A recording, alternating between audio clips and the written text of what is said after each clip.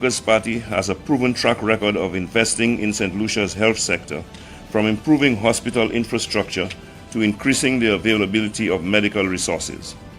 Our vision for St. Lucia includes a robust healthcare system where no citizen is left to suffer due to lack of accessibility or affordability. The abandonment of the NHI by the SLP was a betrayal of the people's trust, but under the United Workers' Party, we will restore this critical program because we believe in a St. Lucia where healthcare is accessible, affordable, and reliable for every citizen.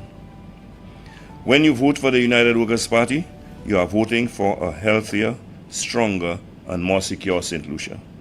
Your health is our priority, and we will deliver. A United Workers' Party government plans to change this situation. This crisis demands more than just words. It requires leadership action and solutions. As a government, we will take decisive steps to restore law and order, provide opportunities for our people, and take our communities back from crime and violence. We will do the following. 1, empowering our youth with after-school and weekend programs. We will introduce holistic after-school and weekend programs that keep our youth engaged in sports, music, technology, and vocational training, providing positive alternatives to crime and idleness. Number 2, creating more economic opportunities. Many of our young men turn to crime due to lack of employment, and so we will work to ensure that we provide support to small businesses, create more entrepreneurial opportunities, and provide them with training programs to help individuals become more self-sufficient. 3, we will improve access to affordable housing. We believe that poor living conditions contribute to crime, and we will upgrade and develop affordable housing to provide solutions so that families can live in safer, more stable environments. 4, we will use technology to fight crime. We will invest in CCTV surveillance networks, smart street lighting, and crime detecting technology to help deter and solve crimes more efficiently. 5, revitalizing sports and community development. We will introduce and upgrade sports facilities across the island and organize regular sporting competitions to keep our young men engaged in structured activities instead of turning to crime. And I say this given the fact that the opportunity for this to take place has been eroded by the squandering of the funds that should be used for youth and sporting activities from the National Lottery after guaranteeing a loan of $80 million and having the National Lottery to finance that loan with $80,000 monthly, leaving absolutely no resources to provide for those programs for young people.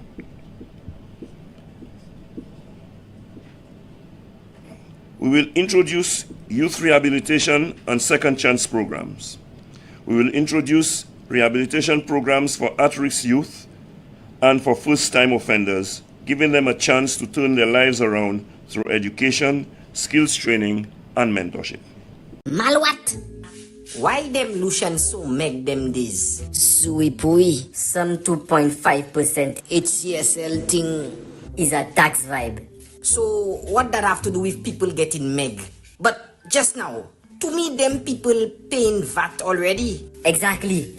The tax is calculated on the cost of goods. So one time the price go increase, Uma. The Lucians end up paying more than 15%. Mama! Gasa, just imagine $100 go buy less groceries. People getting poor. Things like rent and utility bills go also increase, Gasa. Real Malawi vibe? All them things the people doing to stay healthy, like gym, healthy eating, and safety and security, go be harder to get because people ain't have money. Partner, if them people ain't have enough money, they ain't go have leftover food for us to eat. The bins go be empty. Wow! things real happening to them Lucians. Look out for us again soon. We go show you all more. St. Lucia is at a crossroads. Mismanagement, incompetence, and rising crime under the Philip J. Pierre administration have left us all struggling. But under Alan Chasney's leadership, our country flourished. Taxes were lowered, 17 health centers were upgraded, the OKE hospital opened, over $12 million in hospital bills were wiped clean, lifting a burden off of our people. Construction of the state-of-the-art St. Jude Hospital began. The forensic lab was reopened. Homicides were 25% lower than they are today. New schools were built, 30% of our roads rehabilitated, and sports facilities across the country received major upgrades, empowering our youth.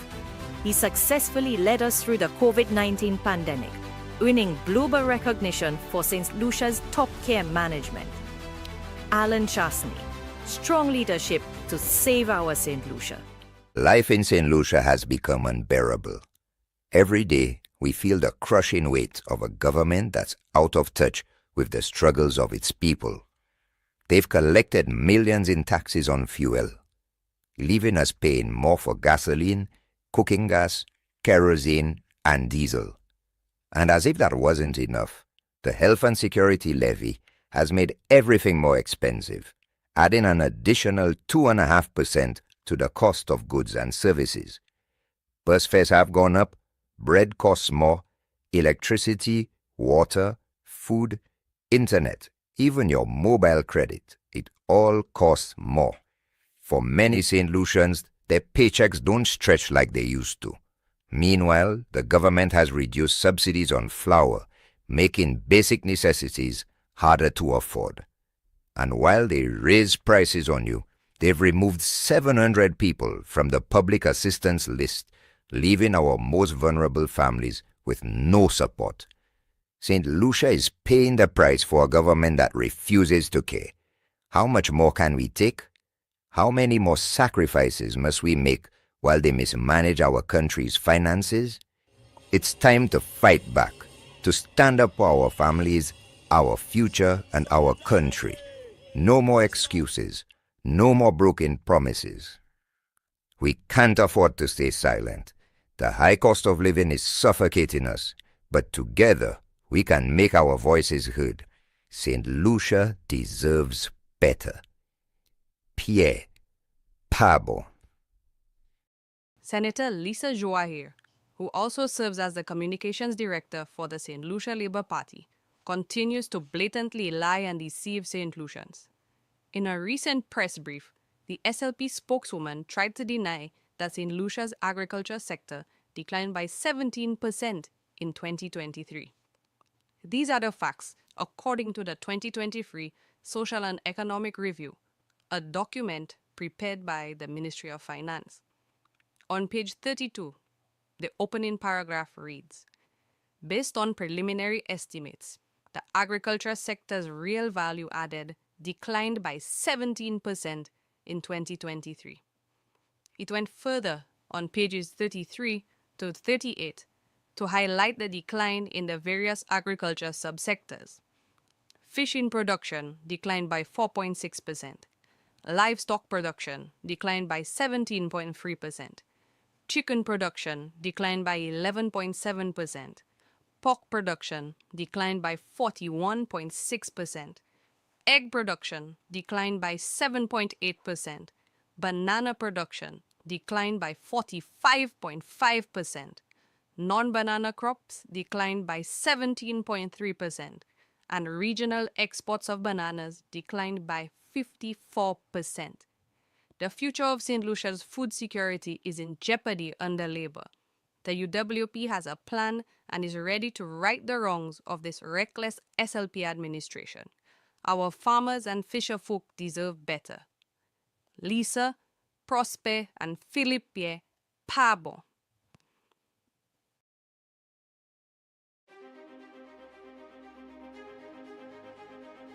At a recent briefing, Prime Minister Philippe Pierre claimed that the Custody Suites project has been delayed due to bathroom sinks and toilets breaking during shipment. Not just once, but twice. There were a series of unfortunate events. Number one, there was supposed to have the toilets, the special toilets. They got broken. Mine went in shipping. My information is they were sent back to all the new ones, and then the other ones came back and they sent back the same broken ones. So my information, you see, and a lot. But here's the truth. The sinks and toilets designed for prison facilities are made of stainless steel, built to withstand extreme conditions and nearly impossible to break in transit. The Prime Minister's claim doesn't add up. This project was initially estimated to cost $1.5 million. Somehow, that budget tripled to $4.5 million. And now there are reports that the costs have spiraled even higher. With every delay and excuse, taxpayers are forced to bear the burden of rising costs while the government dodges accountability. Why isn't Prime Minister Pierre giving the people the truth about what's really causing the delays and escalating the costs? St. Lucia deserves a leader who takes responsibility, not one who resorts to dubious excuses.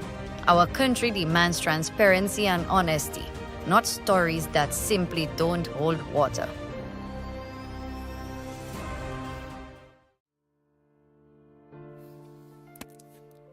In 2019, the Allen Workers' Party is the party that keeps hope alive in St. Lucia. As we always do, we will start this evening's proceedings with our national anthem. And so I'd like to call on every one of you to please stand at attention for the playing of our national anthem.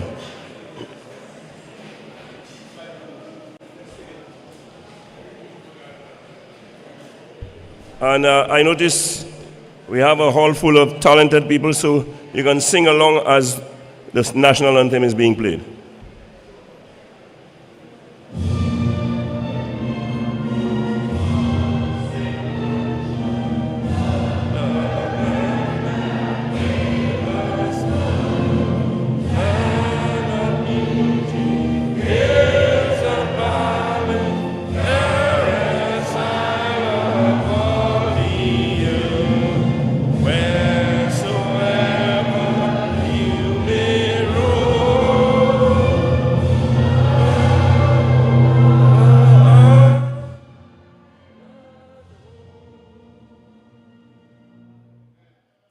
Thank you very much.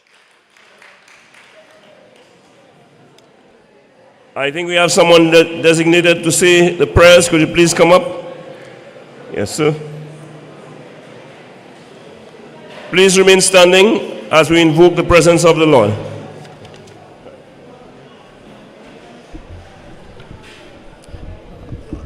Let's pray. The men, remove your cap.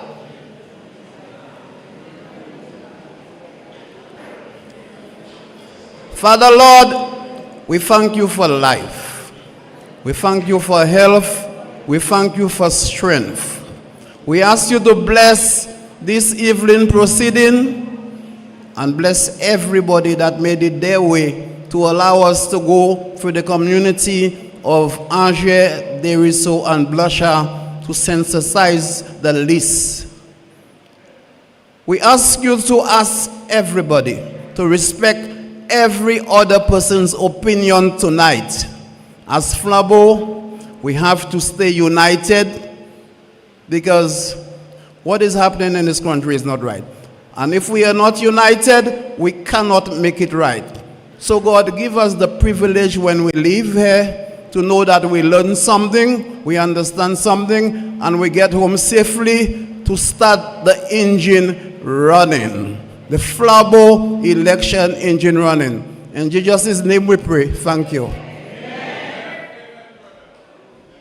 Amen and amen. Thank you very much. Could you please be seated? Ladies and gentlemen, here we go. We are taking off on tonight's Sunday Flabo Live, and we want to welcome all of you who are present and who are following us from the diaspora and around St. Lucia. But before I go any further, I think it is more fitting if we have a representative from the constituency to come up here to give you the Micoud South welcome. And so, I would ask that you put your hands together and welcome Mr. Albert Celestin, the chairman of the Micoud South Constituency branch, who will do the welcomes address.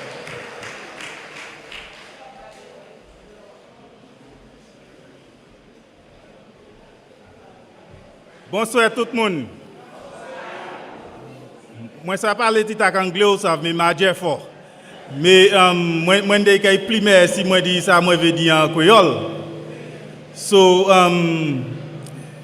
yo crié moi plus bonheur que dit moi pour dire welcome là pour meeting là soir. So, moi-même ça, vraiment arrivé ici avec moi garder moi flambeau d'or là. Moi-même Chile, dat la kanya bon bagay fait bien. Moi même ouais ça monté ouais et puis moi Chile flambeau really qui en est quoi là. Ou pas voir son mot fin. Ou fin en victory. Et moi fil nous ni pour aller out pour ça on pas arrêter la kay nous et puis on nous sorti dehors. So et puis ça moi veux dire bienvenue ici pour meeting live ça Micoud Sud Micoud. Moi, je welcome District Representative Repla Mr. Honorable Alan Michael Chasney. There is night one teacher Anglais too because was avade le ba ikasha money. So, Mr. Dominic Fede, I see some other candidates, new candidates in front of us. The chairman, Mr. Farrell Prudent. Those watching on live, other fellow constituency branches. Welcome. Welcome in our midst. Again, I'd like to thank you for coming and let us have a good and prosperous meeting. Thank you.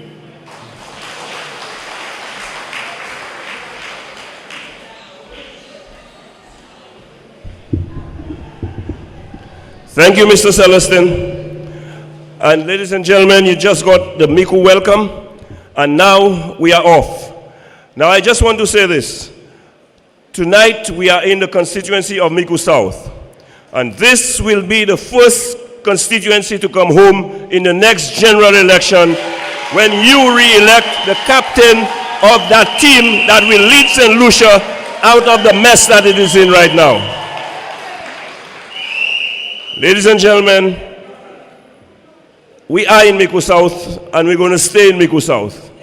I would like to call on another gentleman from Micoud South to address you. I would like to now call on Mr. Dwight Calix, who will address Flabo Sunday Live right now.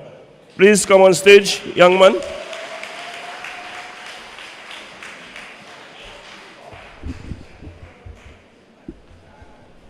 All right, good night to all. Okay, when you have 5 minutes, you have to be brief. And I want to make sure I'm able to touch on something that you'll remember, something that will matter to you. Now, we just left independence. And for the past month or two, that's all we were hearing. The word we heard about the most was patriotism.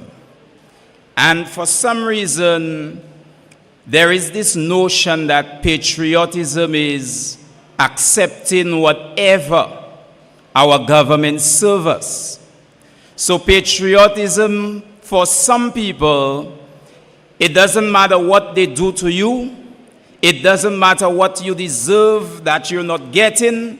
You're supposed to just accept it and be a patriotic St. Lucian. But you know, tonight we are dispelling that. Tonight we are letting everyone know that patriotism, it is not just accepting whatever they throw at us, but patriotism is demanding more of our government.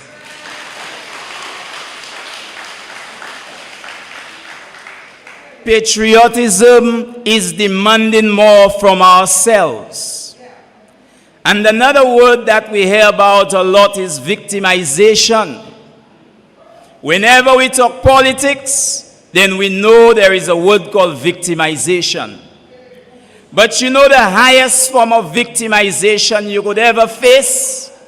the highest form of victimization any one of us can face is when you victimize yourself. And you know how you victimize yourself? You victimize yourself when you know you have a message and you refuse to say that message. You victimize yourself when you see there is a problem and you refuse to address the problem.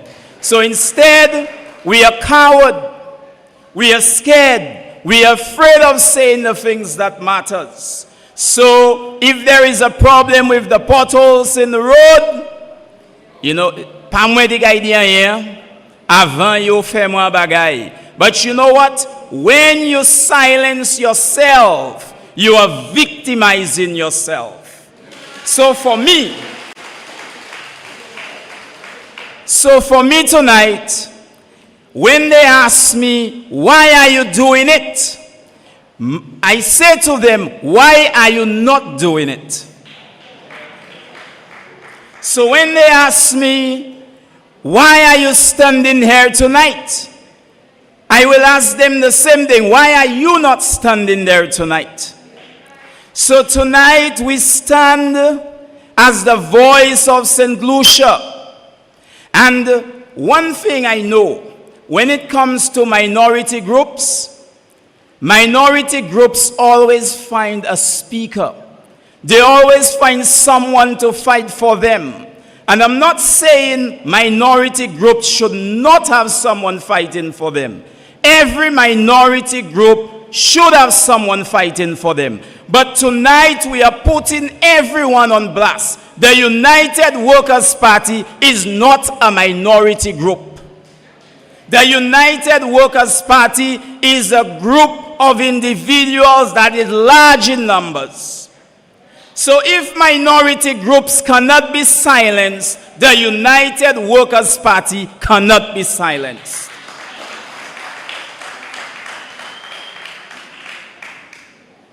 And I say this without fear. I say this without compromising. We as a people, we must find a reason to do the things that we do. And when we drive around, there are enough reasons why we should fight for our country. When we see the schools our children attend, we have reason to fight for our country. When we see young men lose their lives, we have reason to fight for our country. And even worse of late, when we see our young persons, our young women are dying, they have been murdered, we have reason to fight for our country. So tonight, I thank you all for the opportunity. I thank the party for the opportunity. And let us continue to work together to fight for our country and to make our St. Lucia a better St. Lucia. Let us right the wrong. Thank you. Thank you very much, Dwight. Thank you very much. A very pointed message. Let us right the wrong. Do not victimize yourself. You deserve a better government. Vote for the United Workers' Party, where you are guaranteed to get a better government. Yes, ladies and gentlemen, we're moving right along. We're still in Micoud South. I would like to call on Mr. Linus Jules. You know something? If you go to grocery and you say Leonard Monte, they'll ask you who?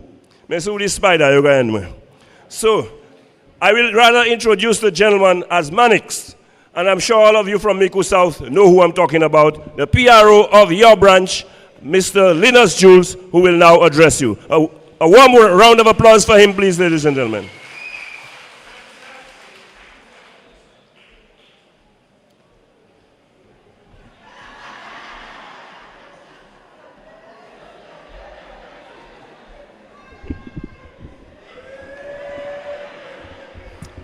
Good night, ladies and gentlemen. Thank you very much. Mr. Spiderman. Well, I'm so short, you know, I have to look for something. Stand on. All right. You know, my wife Lobo! Comment ça tu tiens au soir? Dans tout assise, hein? Vous bien? Ok, go. D'accord. The last time I stood on a stage like this was in 1997. Maybe some of us who are here will remember that time when the Labour Party won that seat. Mr. Cassie Elias won. And I was one of those persons who was standing strong with Lilia Harak Singh because we were not pleased about what happened. Mr. Alan Chasney, Mr. Dominic Fede, Lady Lynn, what are the others? Where are they? They're hiding somewhere? All those who are supposed to be contesting in next election, I want to tell you, welcome to Micoud South. All right? Welcome. Right? Because we are forced that will never give up on Mr. Chasney.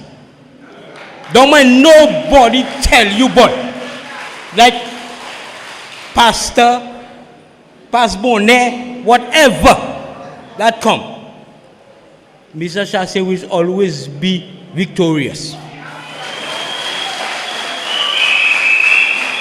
No matter what people tell you, Gibeon, Sellers, and whoever come and contest with us against Mr. Chasney, sorry boys,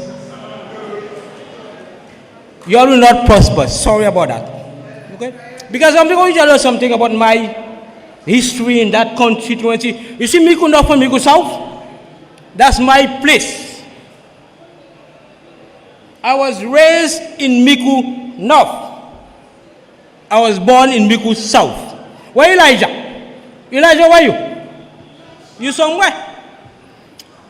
Now I have a lot of love for these two constituencies because we have been neglected for too long. When it comes to labor, 1997, when they won the election, Mr. Cassie Elias was one of those persons, you know, was very close to my heart at the time. I was somebody that was involved in the constituency and a member of the community development in that constituency, people. Now, when I saw what happened to us in 2008, where the Labour Party was in power and they were working in the the Micoud North constituency, and the trucks were traveling through our constituency, going to Bellevue, Fonjoye, Grace, and they neglected us in Micoud South, knowing nothing for us at the time. You know, it broke my heart. And when I spoke to Mr. James and I asked him, Mr. James, what is going on? You know what he told me? He told me Manix. That's how they call me, Manix, huh? They call me Manix. That's not my Elias. That's not my name, that's Manix, that's my Elias. He told me, you know what happened? The engineer came to him and told him, Mr. Finicia told him, the engineer, do not do nothing in Micoud South on the roads. People planted banana trees in the holes in Micoud South at the time. You know, I was one of those that were going and take concrete, mixing concrete to cast the holes to make it accessible for the drivers in the constituency at the time. And you tell me I'm going to ever support the Labour government? Never! All of you all that want to support Labour, that's up to you all. I don't care that. Right? You see Mr. Chasney? I'm going to talk about him right now. You see that man? I spoke to him before I went to Canada. I left St. Lucia in 2004. I was the chairman of the branch at the time in 2003 with Mr. James. And when I spoke to him, I asked him a few questions. When it comes to the health insurance and what is his plans for that constituency. And he told me, you know what? I want to develop that constituency. Make that constituency a different constituency pertaining to the others out there. And I want to tell our people, you see that man, you see that? You see, Mr. Chasney? That is a man of vision. That man have a plan. There's a man have to develop St. Lucia. It's not a hearsay, they say thing, you know. I was talking to a gentleman just recently. He's a strong labor supporter. He's a man involved in the, you know, the ministry thing. And he told me, you know what, Manix? We have been sportsmen together. And he told me, only man after Sir John that have a vision to develop St. Lucia is Mr. Alan Chastney. A labor man, you know. A labor man, not a flower man. And the man has a position in the ministry. I'm telling you. You see that man, you see that? That young man? That young man, I respect him highly. What's your name? Joshua? When I listen to him talking with Timothy, and people telling him, boy, you're not supposed to disrespect the honorable crap or whatever. No, I say, well, I'll not say Al Quapo. Okay? And I said to myself, if you live in glass house, don't throw stones. If you throw stones, remember your house is going to be broken. All right? There's a lot I have more to say, people, but my time is coming up no shortly. But, Mamai Flobo! Zobien! We're righting the wrong. That's just one beginning for me tonight. I have more to come. When it comes to the campaigning, Mr. Chasse, I will be there with you. Good night, everybody. Thank you very much.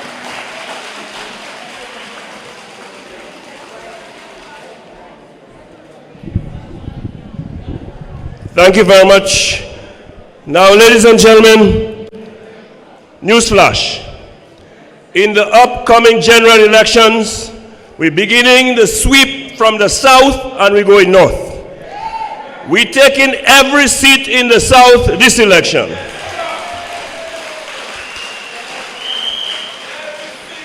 Because we are going to write history while we right the wrong. And let us begin in the very southern tip of this country. Ladies and gentlemen, I'm now going to the constituency of Beaufort South. Now you remember Sunday.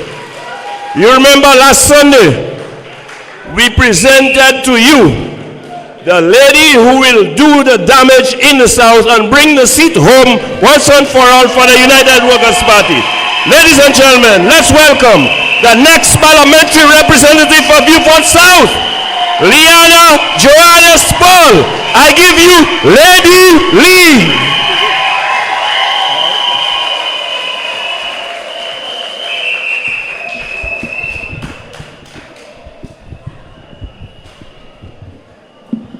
All right.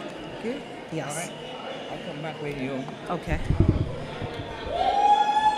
Mamai Flabo! Ezot Pawe!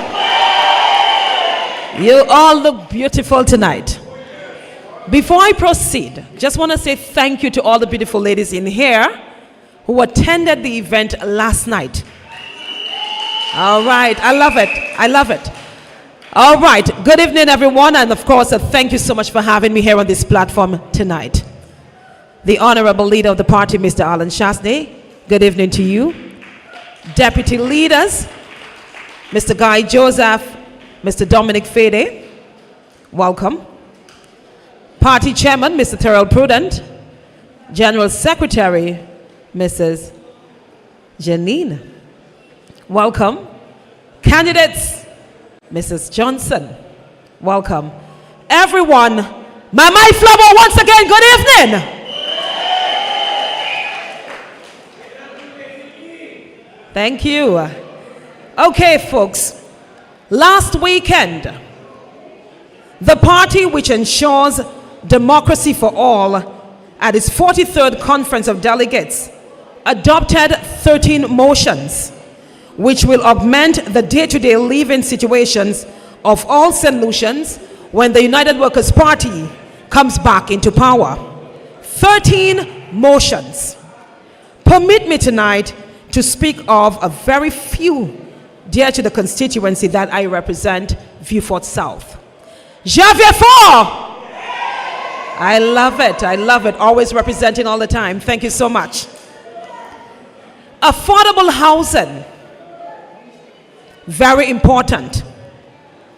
Too many families are living from hand to mouth with nothing to call security.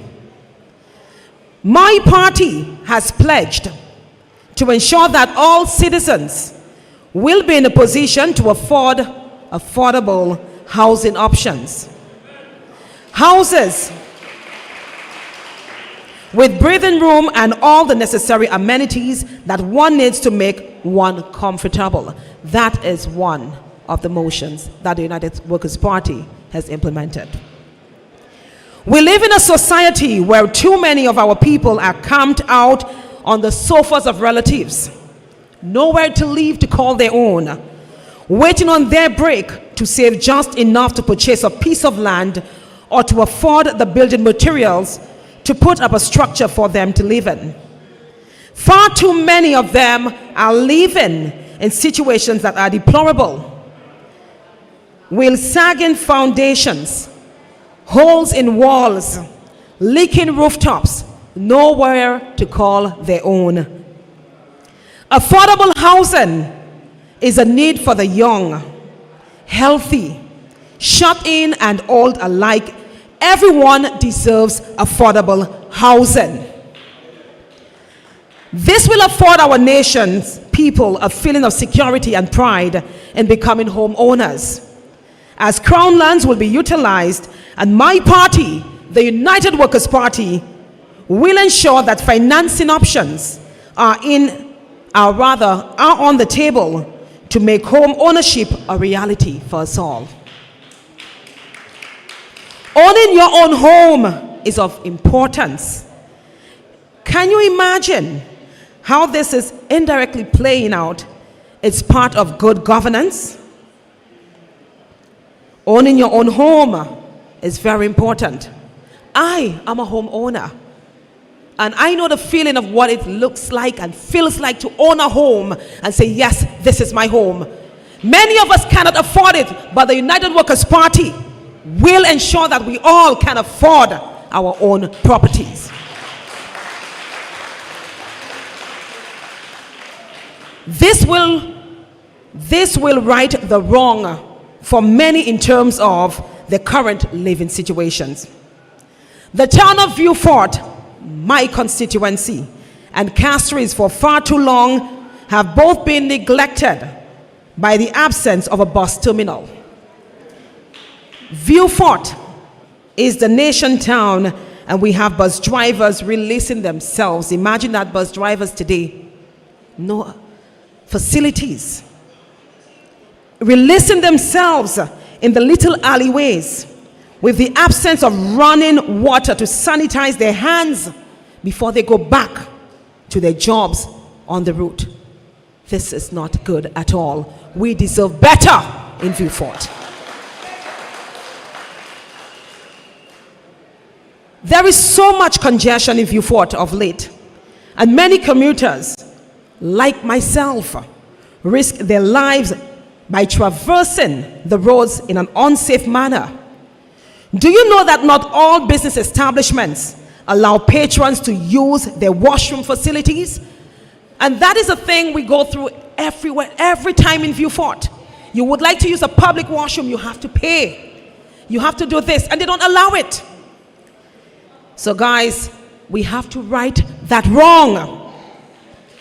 Well, my party, the United Workers' Party, pledges to establish a bus terminal in Vieux-Fort, which will transform our landscape and directly and indirectly provide employment for many.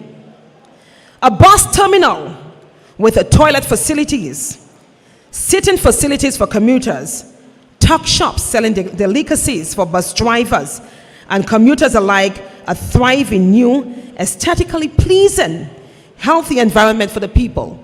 Now, when you create that bus terminal, job opportunities is also on the horizon. You have the toilet facilities. We have attendants for them. That is a job. You have a cleaner. That is also a job. It creates opportunities. The talk shops, the vendors, that is also opportunities. We will right this current wrong. To be sick in this nation, I love to speak about health. It is a crime. To be sick in this nation and to be penniless is even worse. It is an affront. Too many people have died because they waited too long. Too long. Diagnosed themselves. Avant hier, you can have say vanuni gas. You know why they say that? Self-diagnosis. It's all because they are aware that they are unable to afford the many blood tests, the scans, and in some cases the prescribed medication. So they self-diagnose themselves to believe it is gas or something so simple because they cannot afford the treatment. How many of the people can afford to be admitted at Tapio or to be flown overseas for medical treatment? If you ever set foot at Tapio, first thing they're going to ask you, cash or check? And not personal check either. They don't accept it just like that. People are a national natural resource. When the people hurt, the country hemorrhages. I thank God that this party of democracy, the United Workers' Party, in its wisdom, has listened to the pleas of the people and will, as soon as we are duly elected, and we depend on you all to elect us in power so we can right the wrong. We will ensure that St. Lucians have access to quality and affordable healthcare insurance through its National Health Insurance Initiative. We will right this tremendous wrong. So, ladies and gentlemen, tonight, I plead you all, on the day when election is called and that bell is rung, don't play games and stay home. We all need to go out there. Put that X. Oui, nous me quoi ça côté nous supposé mettre pour nous ça gagner élection. Parti nous kay gagner. Si vous parlez d'or, nous pas kay ça gagner. Everyone must go out and vote so we can vote the St. Lucia Labour Party out of power.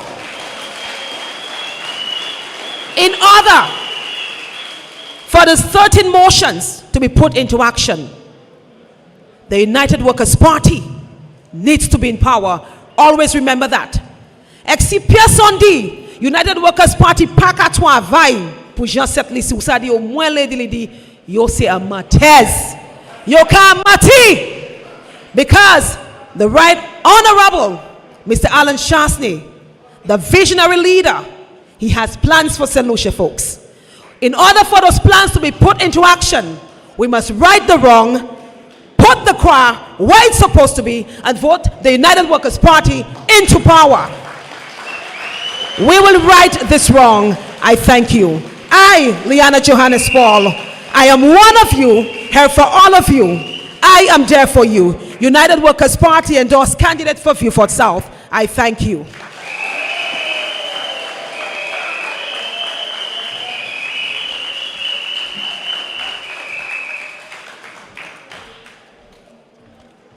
Ladies and gentlemen, another round of applause for Lady Lee, the next parliamentary representative for Beaufort South.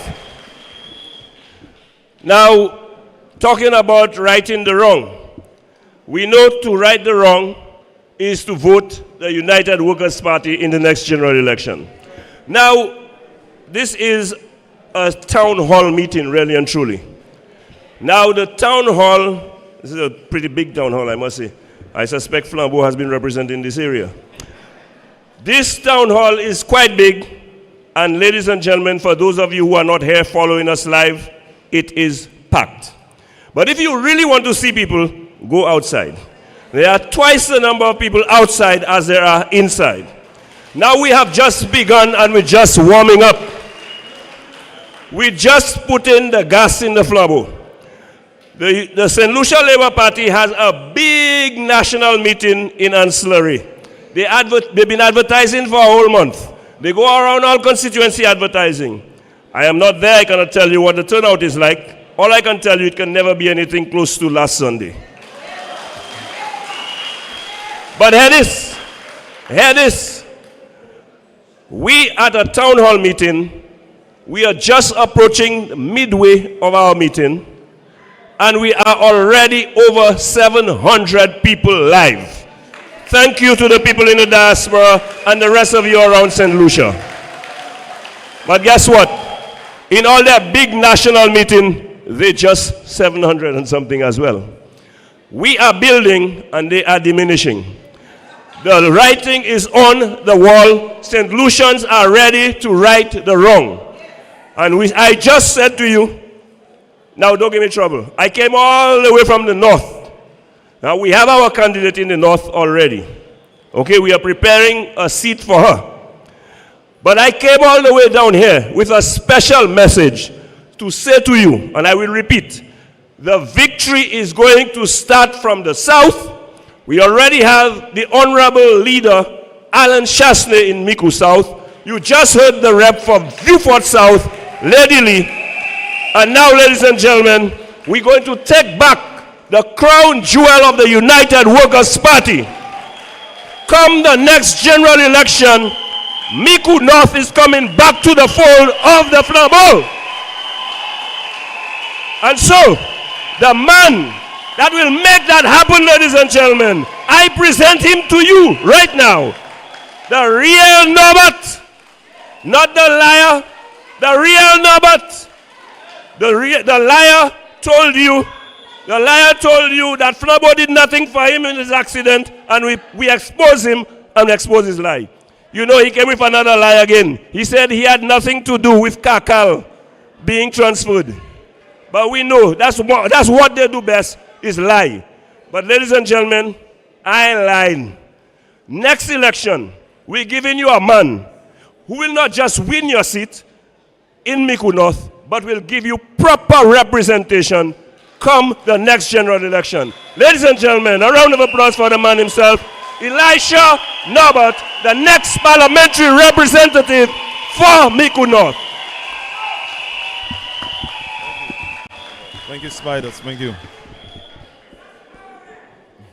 Thank you. Thank you.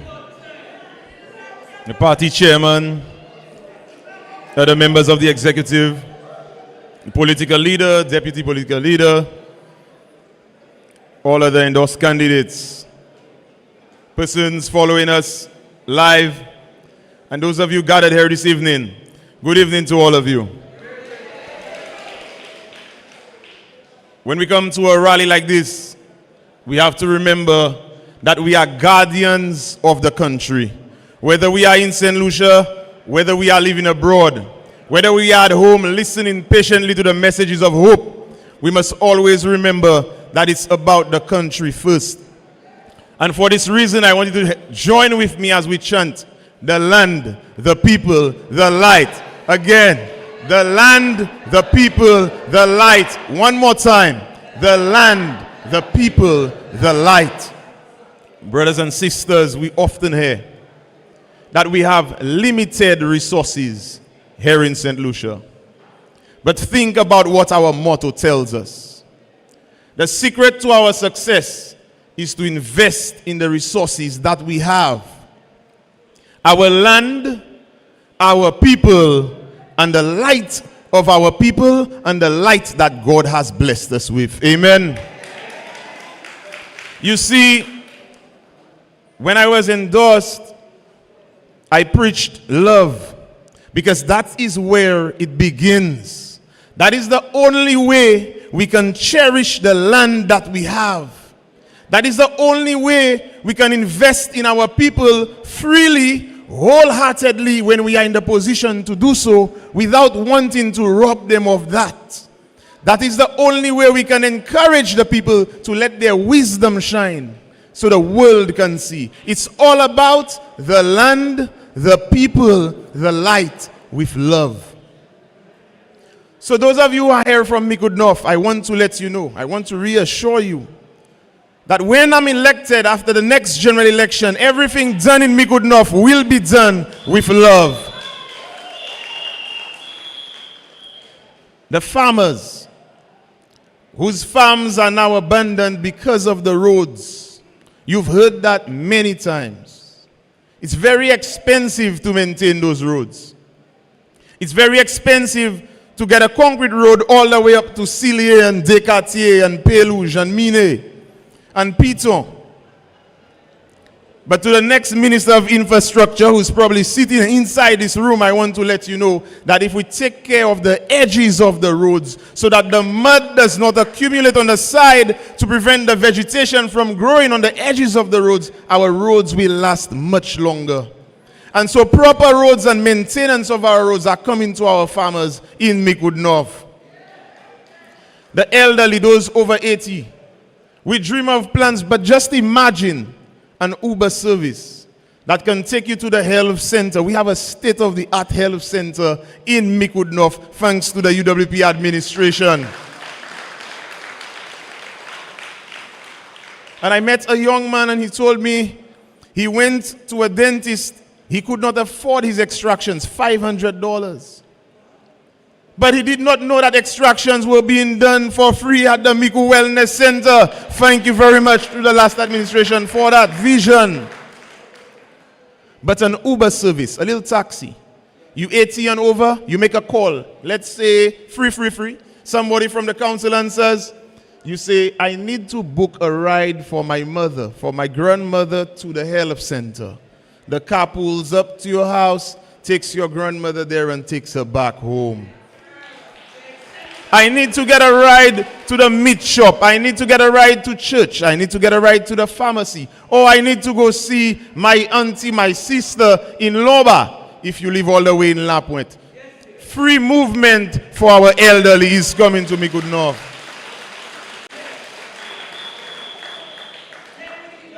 It hurts when I see people standing on the roadside in Micoud North, in Pralin, in Maguetut, or by the billboard by Mr. Sadu, hiding from the sun. It's even worse when we get to the highway and we realize that they just trimmed the tree that all of us use as a bus shelter. When you have love in your heart, you drive the streets of Micoud North. These things should hurt you. And if you're in a position to do better for the people, you should do better. We will do better. And everything is going to be done in Micoud North with the same spirit of love. Micoud South is our sister. And I'm happy to come here tonight to share with you some of what we want to do in Micoud North. I shared it with the political leader and he says, we have to work together to join Micoud North and South. There will be the free movement of people, goods and services between Micoud North and Micoud South. We give thanks to the Father of the nation and to the United Workers' Party for all the infrastructural work that has been done in Micoud North. When I was the chairman of the council, I couldn't help but be surprised, but look at all what we have in Micoud North. Micoud North has more playing fields, more community centers than almost any other constituency in this country. UWP has taken care of Micoud North in that regard by far. All we need now, all we needed was love. That's where it starts. And if you do not have the love, you will be consumed. If your love is not for the land, the people, the light, your love will be for money. And that's where the corruption starts. That's why it's called the root of all evil. And so as I leave, I tell you all, brothers and sisters, let us love one another. That's how we are going to serve one another. And that's how we are going to save this beautiful country of ours. Thank you very much. Have a good night.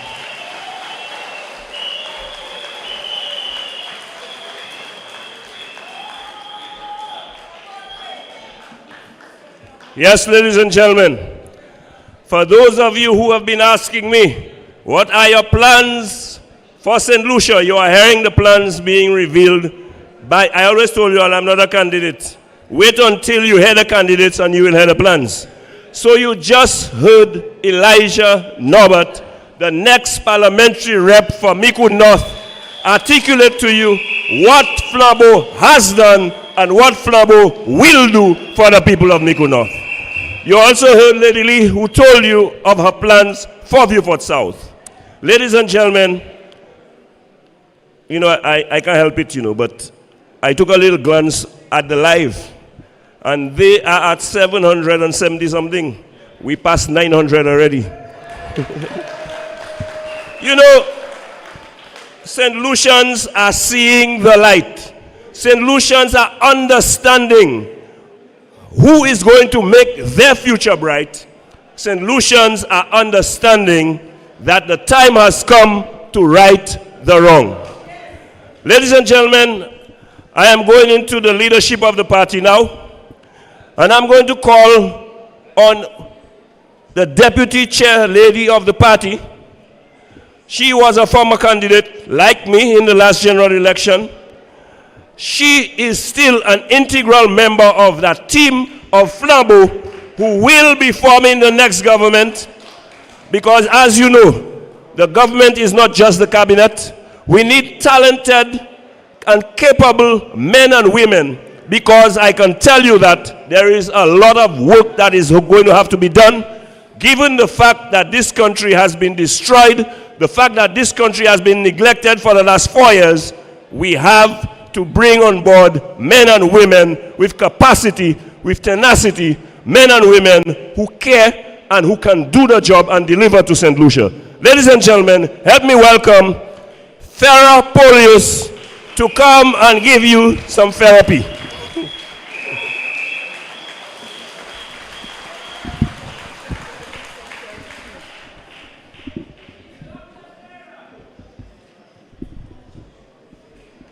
There is a natural mystic blowing through the air. There is a natural mystic blowing. Bon ben moi douce. Un bagay qui fait pas di temps moi te ka vinn ici en Oswea. Mama Ifebo. What monkey see, monkey do. Ek mwen kay dou ki sa? Philippe J. di Oswea la. Yo ni pour faire tout ça, tout travail. Yo ni pour travail wed. Pour weki UWP pa viye en pouvoir parce que yo ni pour rester là pour right the wrong. They are angry, but they are ready for change. You can feel it in the frustration of a mother who can't afford proper health care for her sick child.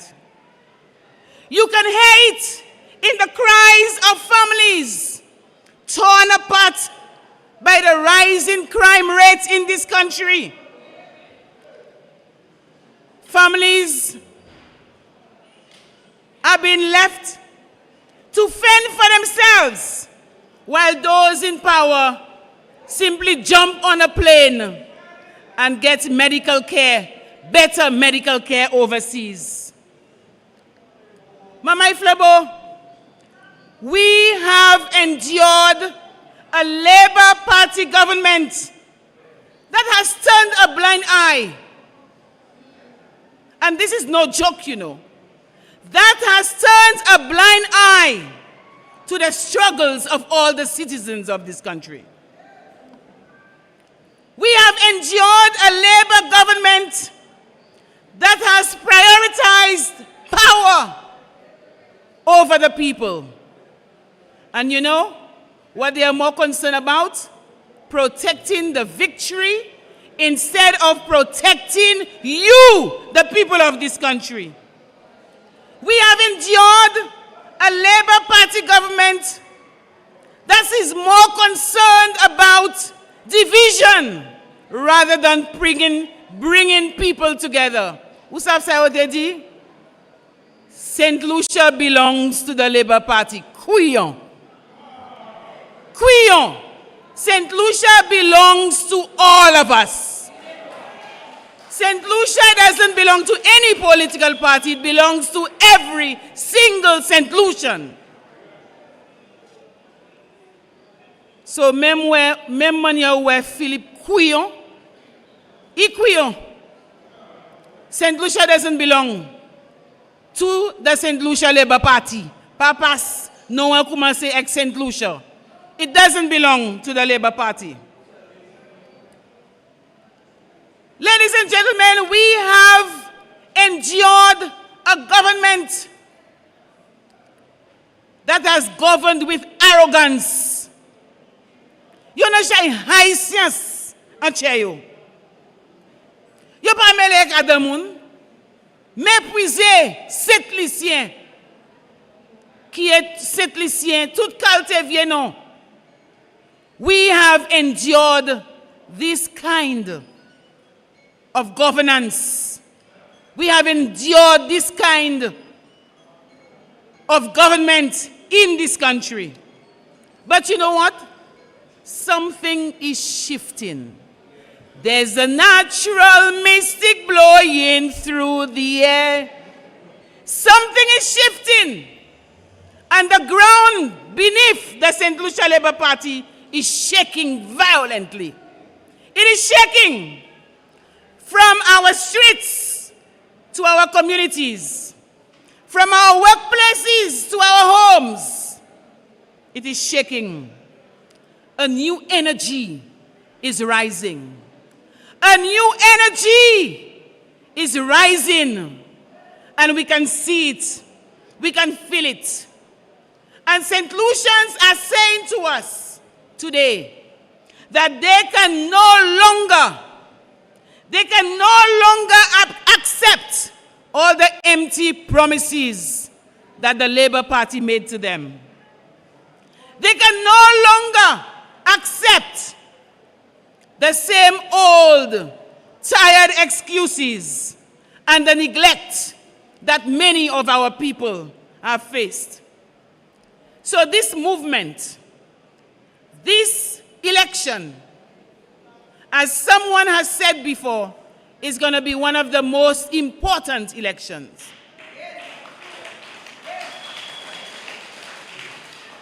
And it is not just about politics. It is about justice. It's about dignity.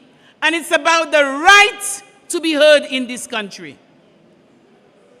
You think the people of this country are fools? Peter says, but we are not fools. We know what true leadership is. True leadership is not about handing favors or just dangling money in our faces. The money that was taken from you is being given back to you, making you believe that they are working for you. That's a lie. That is a lie. That's why we believe in our leadership, in our political leader, the Honorable Alan Shasney. He is a true leader who cares about the people of this country.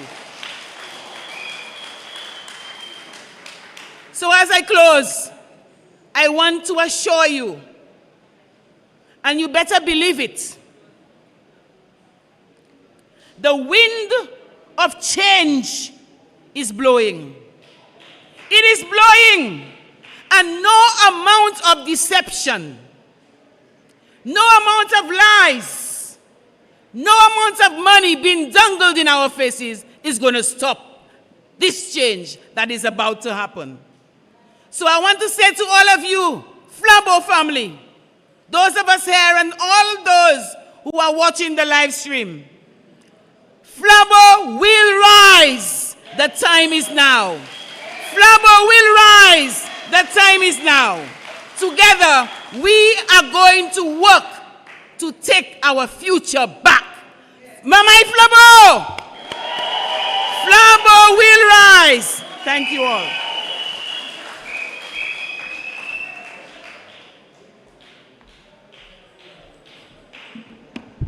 Thank you very much, Farah.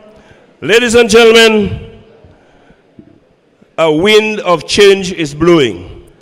And that is why we can have hope in this country today, because there is a party that has proven through its track record that every time Labour comes and destroys the fortunes of this country, the United Workers' Party comes and builds it back.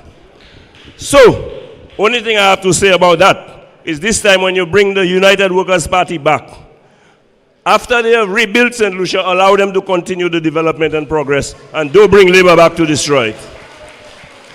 You know, I just looked again at the live from Ancillary, and Wayne Girard was giving his farewell speech. And so I listened to Wayne. We will do this. We will do it for the divers. We will do this for the vendors. After 4 years, you will. After 4 years, you will. You come on a mantra of I shall. Now you there, you tell me you will. Well, Wayne, I'm sorry to tell you, you just gave your farewell speech, and all we have to say to you is bye-bye, Wayne. Ladies and gentlemen, a man who transformed Ancillary. I'll let you come on MC. They tell me the powerhouse. The man who transformed Ancillary canneries in less than 5 years.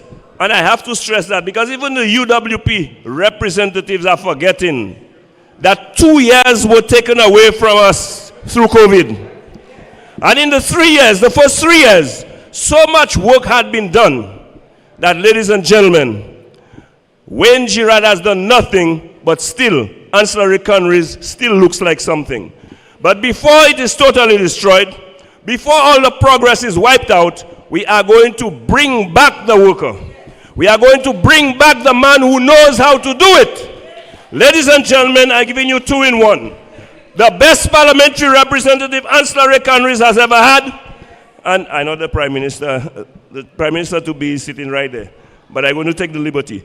The best Minister of Tourism that you will have, ladies and gentlemen, we are bringing on this podium to address you now one of the deputy political leaders of the United Workers' Party, a man that Dr. Fletcher described as a powerhouse. Ladies and gentlemen, welcome Dominic Fede, the next parliamentary representative for Ancillary canneries. Good night, Mama Flabo. Well, I see that my good friend El Quapo and the Red Boys are in my constituency. But I have a warning for El Quapo as he visits Ancillary. The people of Ancillary canneries do not like Quapos. So I am sure, El Quapo, that they came with salt in their pocket just in case you misbehave. Now they say that politics makes strange bedfellows. They say that people will do all kinds of things to win elections. Now, we know that in the last election, that PJP and the Labour Party, out of desperation, they slept in the same bed with El Quapo. Now, El Quapo, the word is on the street is that PJP is not willing to share his bed with you anymore. I'm being told that such an embarrassment you have been that PJP is thinking of dropping you. But anyways, Mama Flabo, this past sitting in the House of Assembly, Hilaire was there trying to con the people of St. Lucia. They were trying to paint our leader, your parliamentary rep, the Honorable Alan Chasney, as an enemy of the state. Could you believe that? All because Alan Chasney had the courage to stand up for the accountability of the finances of this country by taking Hilaire, the CIP department, and the entire Labour Party government to the courts. So Chasney filed an injunction, and he said that this court case is aimed at stopping the corruption from taking place in our CIP program. Now, Hilaire, who we know has had a history of financial scandals, is a wage. He is afraid that if Chasney's court case would succeed, that he will be finally exposed and all of the information we've been asking him for, that the court will finally reveal that information. But I want to say to Hilaire that our leader is not an enemy of the state. Our leader is an enemy of corruption by the St. Lucia Labour Party. That's what he is. He is a man that will defend your money. The money does not belong to the St. Lucia Labour Party. The money belongs to you, the taxpayers of Micoud North and Micoud South and Viewfort South and all the people of St. Lucia. It's your money and you have a right to know what is taking place with your money. And that is what the court case is about. The court case is not about trying to stop community centers from building. No. Nobody built more community centers and playing fields than Alan Michael Chasney. Nobody built more roads than Alan Michael Chasney. No prime minister in 5 years have accomplished what Alan Chasney has accomplished. So the injunction is not to stop the progress of St. Lucia. The injunction is to stop the Labour Party from stealing the CIP money, from giving it to their friends, from having bank accounts overseas because they may be receiving kickbacks from the CIP developers. That's what this is about.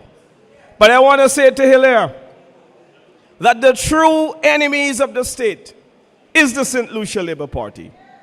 Because if the St. Lucia Labour Party loves St. Lucia, they will never ever in opposition call Richard Frederick a gangster, a man who has had his visa revoked, and include him in their cabinet.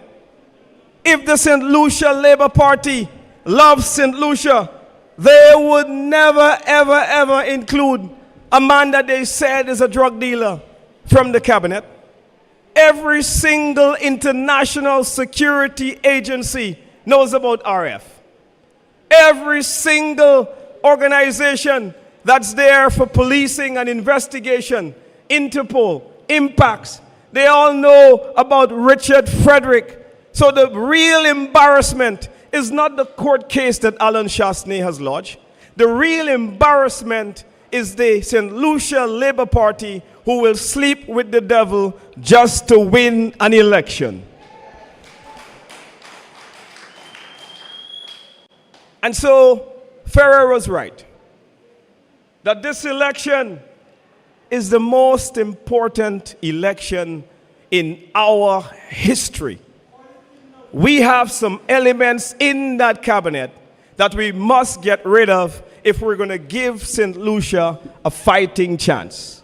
If St. Lucia is going to solve crime, we must remove the man from the cabinet whom the impacts report says. And it says in the impacts report that there was a government minister who was a facilitator, who was causing a lot of the crime in the Stephenson King cabinet. And it said the minister's initials was RF. I leave you, the people, to determine which minister of government in the Stephenson King's cabinet had the initials of RF. I leave you to figure it out. I leave you to make that conclusion for yourself. And so you see who the real enemies of progress is. You see who the real enemies of St. Lucia are.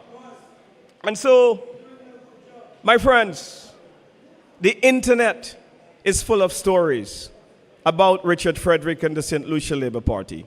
And these stories are an embarrassment to St. Lucia. And Hilaire said not a word about that while he was speaking in Ancillary a while ago. He had the audacity to say that 2025 was the best year in tourism. I mean, really, Hilaire? Really?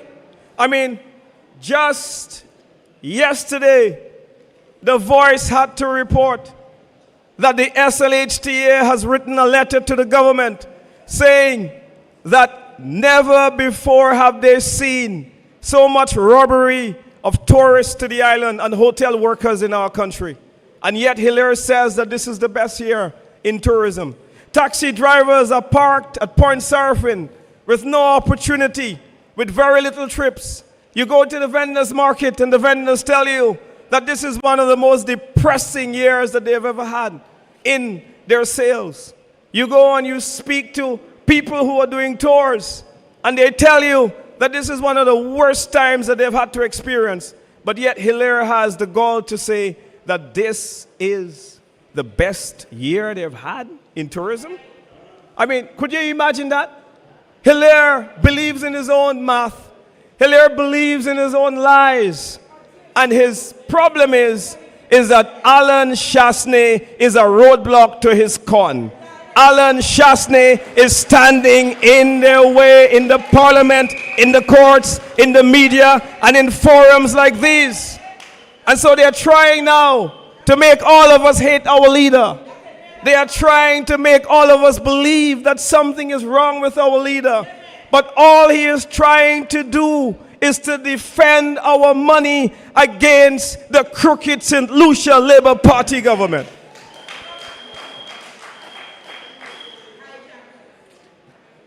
And so, my friends, we have to stand. We have to stand up against Hilaire, who has always had a history of scandal. West Indies Cricket Board, problem.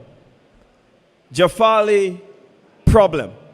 Put him to head the High Commissioner, problem. He said he has never had a joint bank account in his life, only to see that when the Auditor General puts out a report and she says that there was a joint account where Hilaire signed and Jafali signed, and the two of them signed on this account that supposedly belonged to the High Commissioner.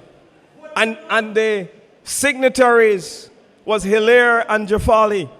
And there were several checks that went to Hilaire. So Hilaire signed a check to himself to reimburse himself of so-called expenses. There were no explanations on the check stub. But yet you want to call our leader an embarrassment to St. Lucia? When people are reading all of this about you on the internet, and you want to call our leader, who I've known for 25 years, and I have never ever seen his name on a scandal ever before in my life? Could you imagine that we had a susu and Hilaire was in charge of that susu? Could you imagine we had a susu and Richard Frederick was the man collecting the money? Could you imagine we had a susu and Hilaire or Richard Frederick were the men who were in charge of collecting the money? You will never ever see your turn in that susu. So how could we trust you? But I will trust Alan Chasney with $1 million any day.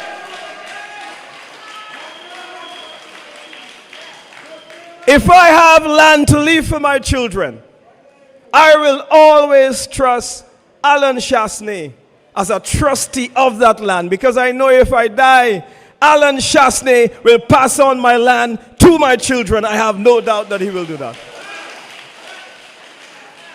But just imagine that you would give the land to Richard Frederick and make him a trustee of the inheritance that you have for your children. And you say, my boy Richard, hold that, because when I die, I want you to pass it to my kids. What do you think is going to happen to that land? And so this is the crux of the matter. On one hand, you have a bunch of Barabbases, you have a bunch of thieves who are there trying to fool you, the people of St. Lucia, by refusing to give you answers about the CIP. They are making fake cemetery contracts. Not even the dead in this country are spared from the quantum of bubble that's taking place in this country. Even in the cemetery, that they are robbing the dead blind. So how can we trust them to run this country? Hilaire, that Rovergate thing was only about a few £1,000s. If I cannot trust you with a few £1,000s, how can I trust you to manage millions of dollars in the CIP funds? How can I trust you to manage millions of dollars in the tourist board budget? How can I trust you with the millions of dollars that is spent on jazz? We cannot trust the St. Lucia Labour Party government, and we must get them out and put a government led by Alan Shastney, a government that you can trust, a government that you will make sure that will run your affairs properly.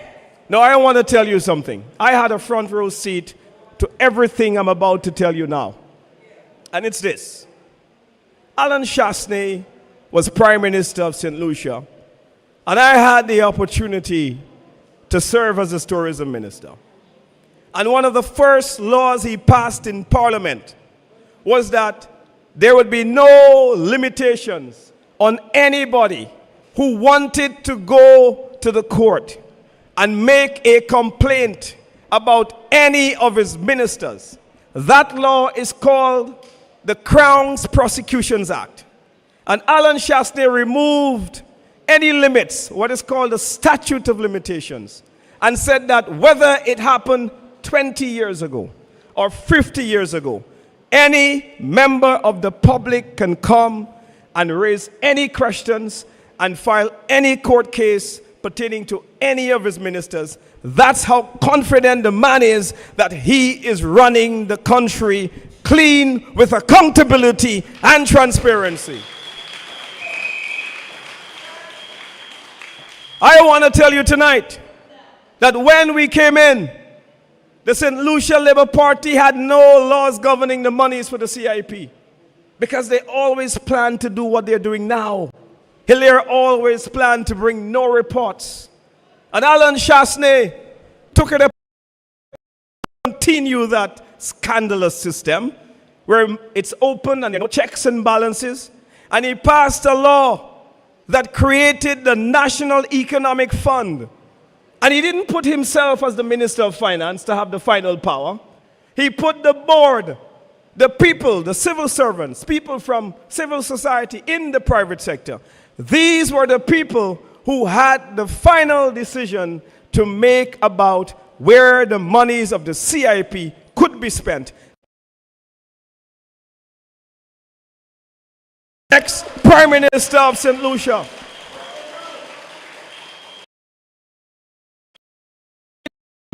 That you have a credible man.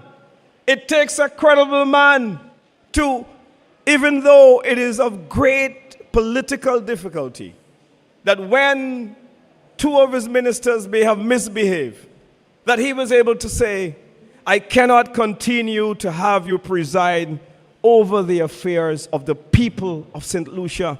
That is who Alan Shastney is. That's the leader that you have elected.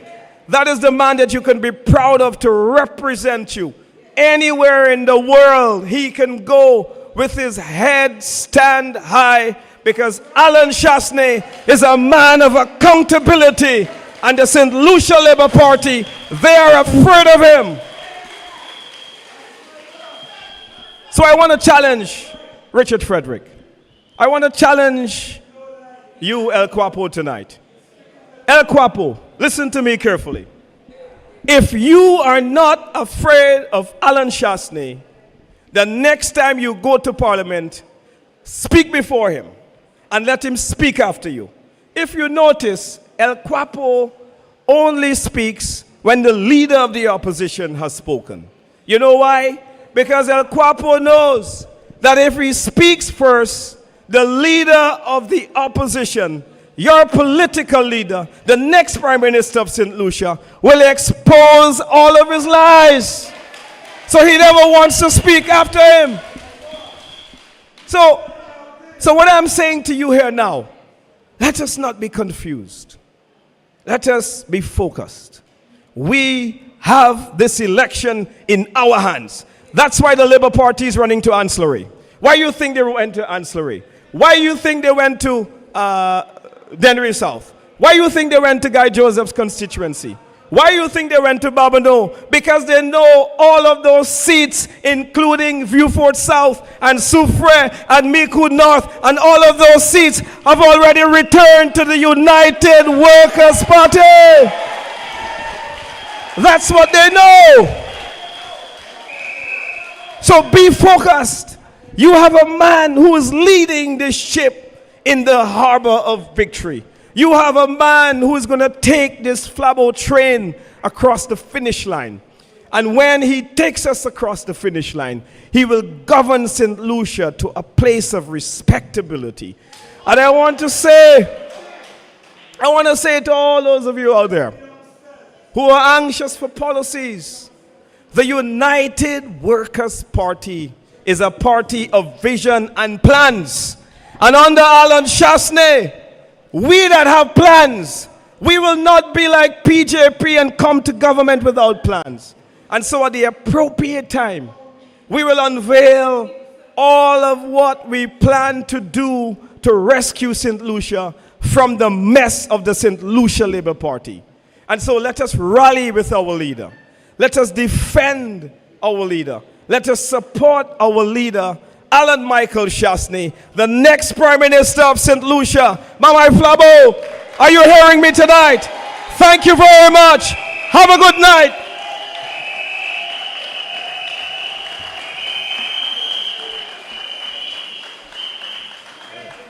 All right. Yes, ladies and gentlemen, that was one of our deputy political leaders, the next parliamentary representative for ancillary canneries. And you know, he told you like it is, talking about that tomorrow night. Join me on Like It Is, and I will tell you a little more about the secrets, the lies, and the propaganda that they peddling. And you know, Dominic said that Richard El Quapo likes to speak after Alan. But you realize he actually controls the guy. Who's have a meeting house la, me say di Joachim, that's I tell you already, sit down. You know? Now, Monsieur même qu'a conduit ni Philippe Pierre et toutes ces représentatives là. C'est pour ça c'est les autres là pas vle. Now I saw him decked out in his red today, doing his best to see if they'll accept him, but they still reject his application at the last national meeting. So Richard Frederick does not have a home. I want to let you know, people like myself, because let me just explain to you something about El Quapo. People like myself, I'm now out of government. And I'm happy, quite happy, being out of government, knowing that the United Workers' Party will form the next government. But there are some people in this country like El Quapo, they have to be in office to protect themselves from the wrongdoings that they know that will follow them if another United Workers' Party government comes into office. Because let me tell you something, we not a party that will tolerate all the crime that some people encouraging, facilitating, and participating in. And so, some of them are running scared because they realize we are a party of action. Because not only will we be working for you, but we will make some of them pay for some of the things that they have done to this country. Yes, the United Workers' Party is a party of hope. SLP is a party of dupes. UWP has a plan. All Labour can do is beat pan. We are a party with a leader who has a vision. And all the SLP can do is cause division. Ladies and gentlemen, if you want to bring back the light and get rid of the blight, which is the St. Lucia Labour Party, you have to vote in the next election for the United Workers' Party under the leadership of Alan Chasney. So, ladies and gentlemen, we in the leadership of the party, because leadership is very important. And I want a government of leaders with vision and leaders who are workers. You just heard one of the deputy political leaders. And I'm wondering if you're ready to hear the next deputy political leader of the United Workers' Party. Ladies and gentlemen, a man with a proven track record. And when a man can say to you, take 1 year of his representation and compare it with 5 years of any other representative, and if they have done one project more than he has, he ain't contesting election again. That is a man. So, ladies and gentlemen, I now bring to you the next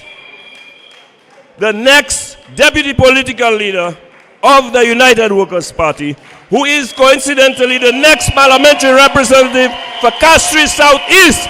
Ladies and gentlemen, I give you the right Guy Joseph, who will address you.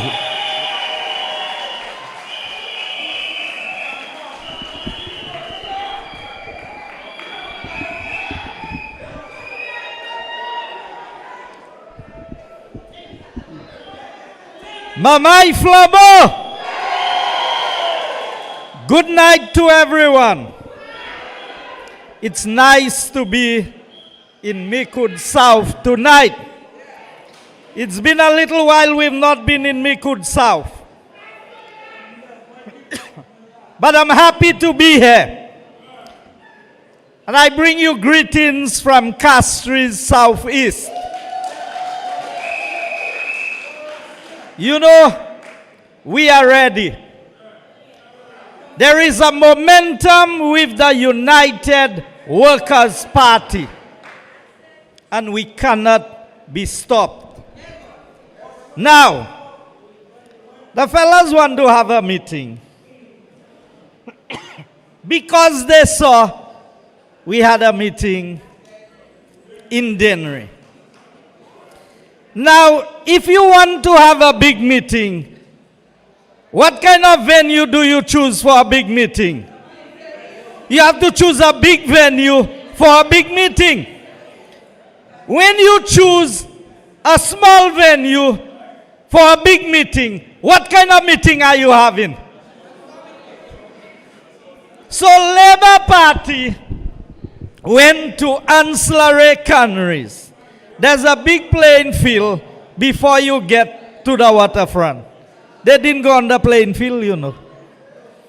You went on 2 streets that I am almost certain that the people who are in this hall and the people who are outside this hall in Rocher tonight has more people than Labour Party has at their meeting in Ancillary. Because a big meeting can only take place in a big venue. If you choose a small venue, it may look big, but still a small meeting. So, Philippe J. Pierre, si ou nom kon gadi, vina le fil la beson ek plein fil la. Because where we were on level grounds in Dennery, I want you to go and measure level grounds. And if you take out all the houses from the main street in Ancillary to where they are on the waterfront, level grounds was bigger. And we filled up level grounds. So that's for you to think about, Mr. Political Leader of the St. Lucia Labour Party. Now, our candidates are on the move. We are more ready for the election than the St. Lucia Labour Party is. Yo vle changer candidate, yo pa have si pou changer yo, mais si pa pou changer yo. Now, the best and greatest leader in the political arena in St. Lucia today is on this side of the political divide in the person of Alan Michael Chasney. Now, these are not words. They are facts to back up what I am saying. And I want to pause a moment and ask you to salute and congratulate the constituency of Micoud South.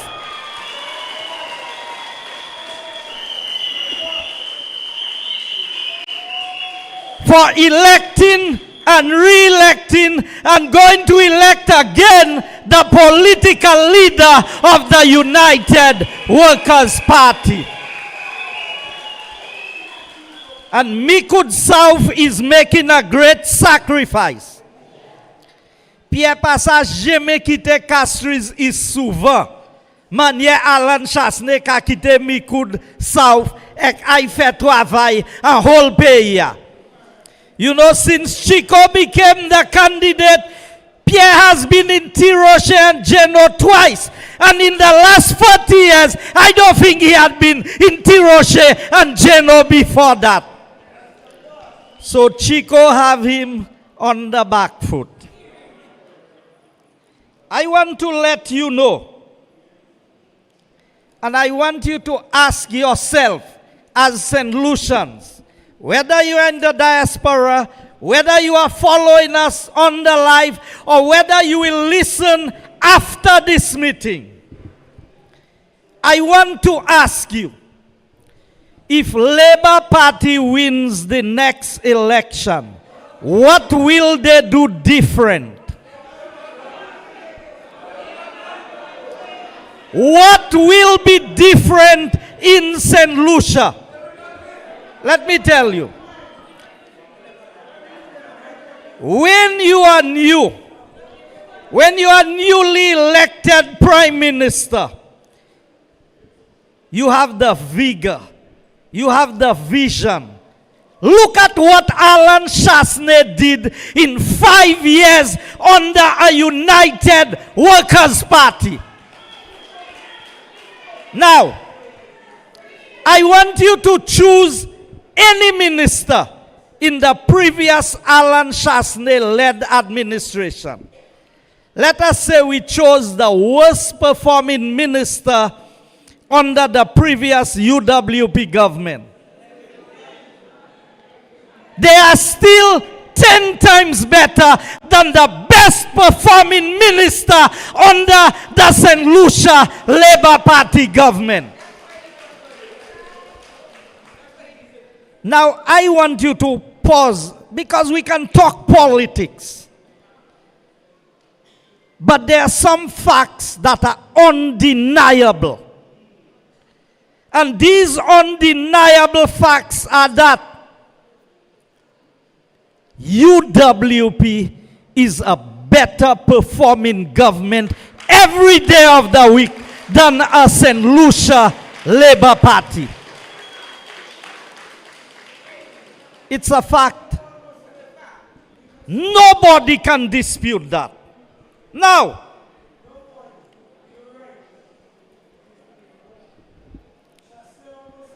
the SLP today, we are having small town hall meetings.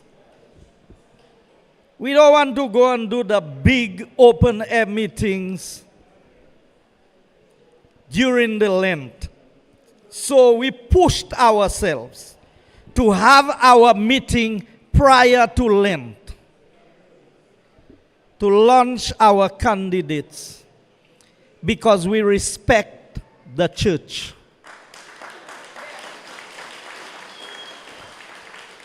But you see, Labour Party, a godless party, a party that has no regard for spirituality and for the well-being and don't have the fear of God, decided to put their major rally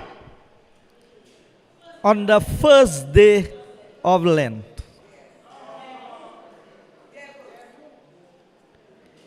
And our party, when we met, we were debating. If we did not have the meeting on the first week of March, we would not have had the meeting until after Lent to launch our candidates. That is a political leader who respects the church. This is a political party that respects the beliefs of the people of this country when it comes to their Christianity. So that is why we are having an indoor meeting and not an outdoor meeting. Now they can tell you, yeah, but we're not going and have all this tralala during this period of time. So, who has defended the church more than the United Workers' Party? Who has attacked the church more than the St. Lucia Labour Party? Look at what they did with the cathedral.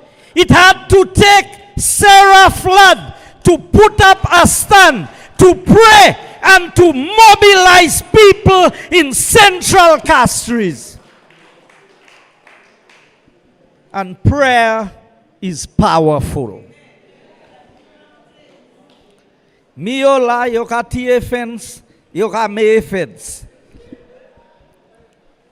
How did they allow them to go ahead, break down the building, fence up the place, start drilling without DCA approval right in the middle of Castries? Yet still you building a little plywood house somewhere in a corner in Micoud, and DCA finds themselves there to stop you. Where was DCA when NH was doing what they were doing in Castries? You see, St. Lucia, we can play politics as much as we want, but this country belongs to us. And if we do not stand today, there may not be a tomorrow to stand to the wickedness of the St. Lucia Labour Party. And I want to come to some of the issues. Now, Pierre said he is a boy. C'est pas moi qui dis. He said he is the little black boy. And when El Guapo came up on the platform, he said, "My boy." Isn't that how he addressed Philip J. Pierre? He said, "This is my boy." So, Tibraili. But here's what Pierre says. He says, Richard is a big man. He can speak for himself. So who's the boy and who's the big man? Huh?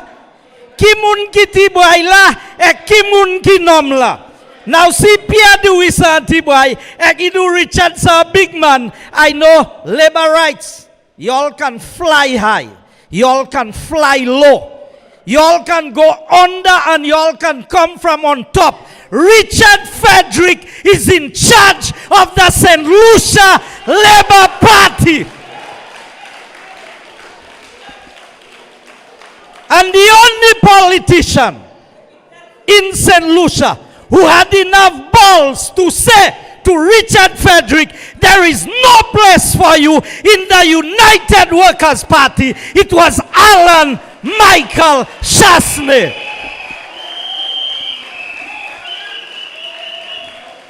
So ça c'est nom. And we need a man to run the affairs of this country. We don't want no little boy. And there is one man who can run the affairs of this country. It is Alan Chasney. Pas moi qui dis Pierre Tibrai, lui qui dit c'est Tibrai. So labor rights, all the things y'all said about Richard, now Richard in charge of y'all. Put it in your pipe and smoke it. Because y'all defending him now. Y'all have no choice. He's your boss. What he says goes.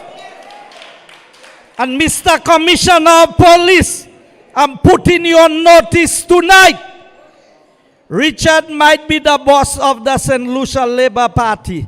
Do not allow him to be the boss of the Royal St. Lucia Police Force.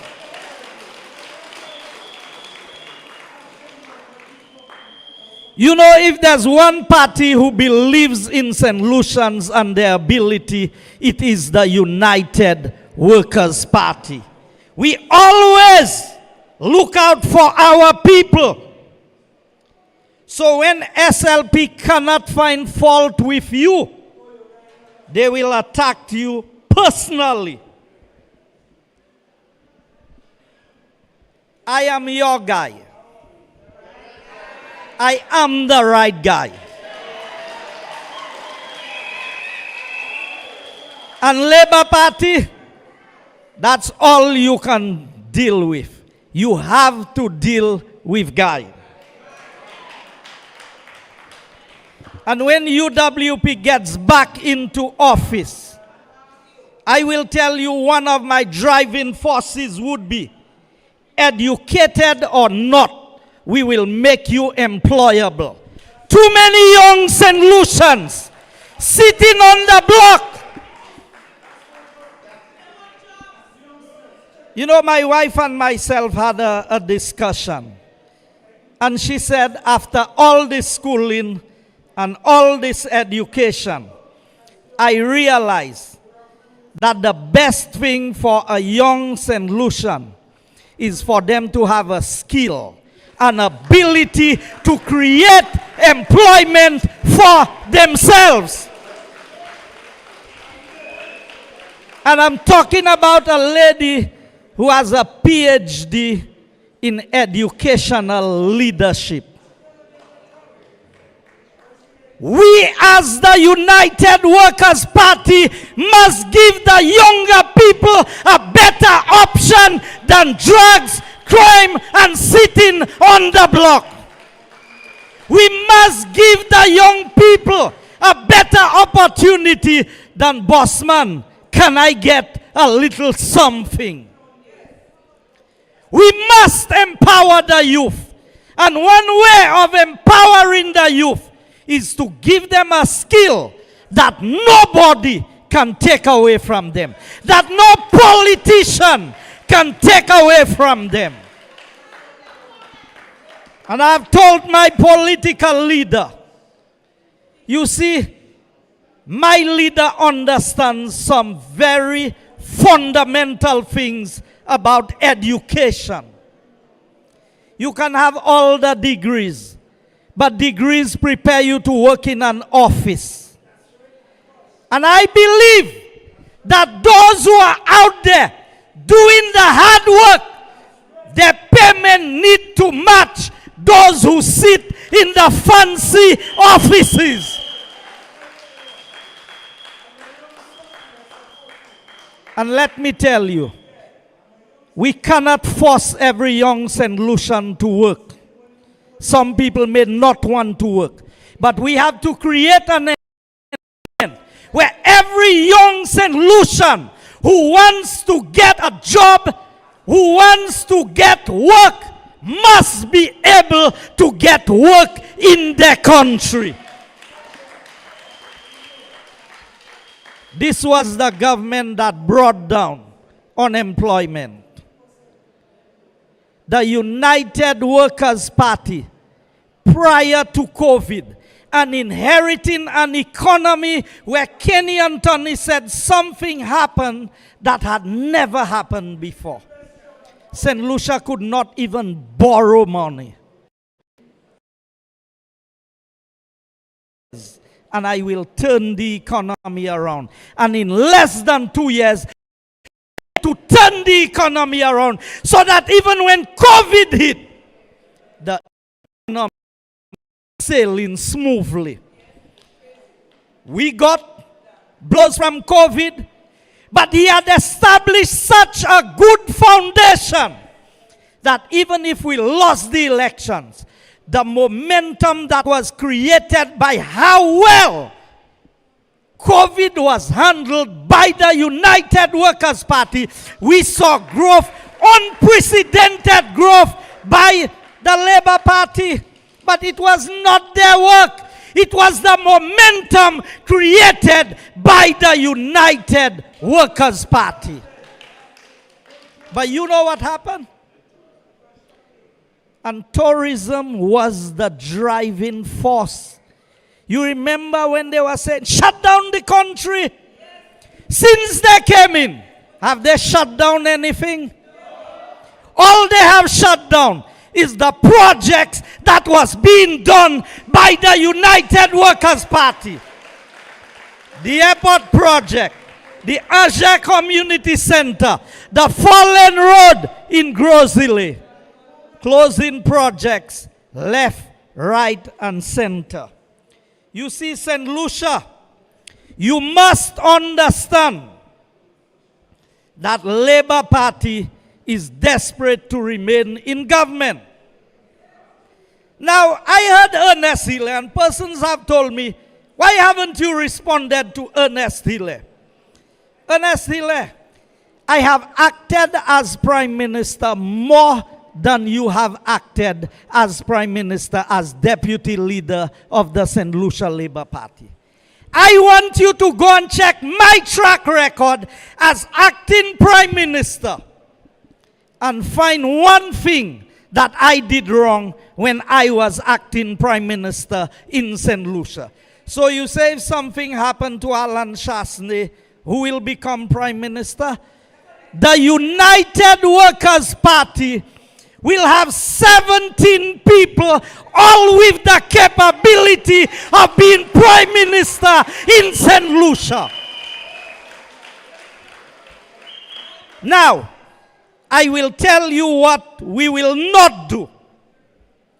We will not have an acting Prime Minister who stole a Range Rover from the government.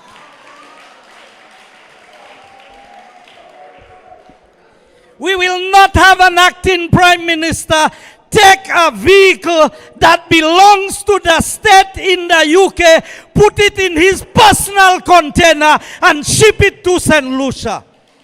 And neither will Alan Chasney have to go to court to see that justice is done to get an acting Prime Minister to walk away free. But pa worry, le flambeau vie ou ka paye pour Range Rover. Your time is limited. We will never have an acting Prime Minister who would have sold diplomatic passports to Jufali, and he never attended a meeting of the IMO and promised us a dialysis research center. Where is the dialysis research center? But 65,000 pounds found itself on an account that you said you are not a joint signatory. And I want to tell you, take us to court on it, because the record is there to show some of the checks that was written to you, Mr. Ernest Hille. You want to talk about who is acting Prime Minister? We will never have an acting Prime Minister under the United Workers' Party who will sell 11,000 passports to the Chinese, and we don't know where the money is. Over 2.4 billion have gone missing. I want you to account for that. UWP will never have an acting Prime Minister who would do anything like that. We will never have an acting Prime Minister or Prime Minister who will sell our ports for 40 years and give away 400 million US dollars. Now I want you all St. Lucians, I want us to analyze what I am saying. Today, GPH is collecting $10 on every cruise ship passenger that arrives in Castries, while SLASPA is getting $1 and the government of St. Lucia is getting nothing. Prior to that, at $6.50 US, $1.50 was for Solid Waste Management Authority, $2.50 for SLASPA, and $2.50. That's US, you know, to the government of St. Lucia.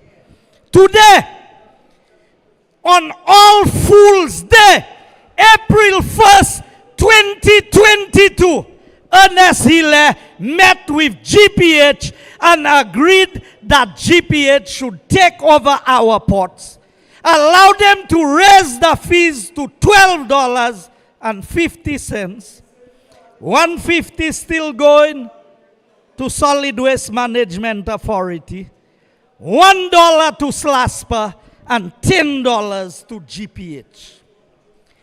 Ernest Hiller should be in jail already. Now,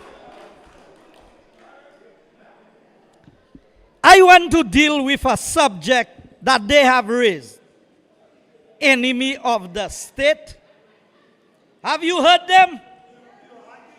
Now, I cannot associate that statement with my leader, so I will not even attempt to do so. But I want you to know, who is an enemy of the state? Because yo toujours ka do nou di sa nou pa di. An enemy of the state is a person suspected of political crimes against the state, such as treason. Did you hear me? An enemy of the state is a person who is suspected of political crimes against the state, such as treason. And I want to educate you further. Treason is betraying one's country. Who went to Dominica and said the riot that was happening in Dominica was planned in St. Lucia? Who is guilty of treason? So who is the enemy of the state? You see what I mean? Mais tout ça yo fait, yo vle me asu an lot moun. Now, they always tell you they have information. So I have a letter here that I have not opened.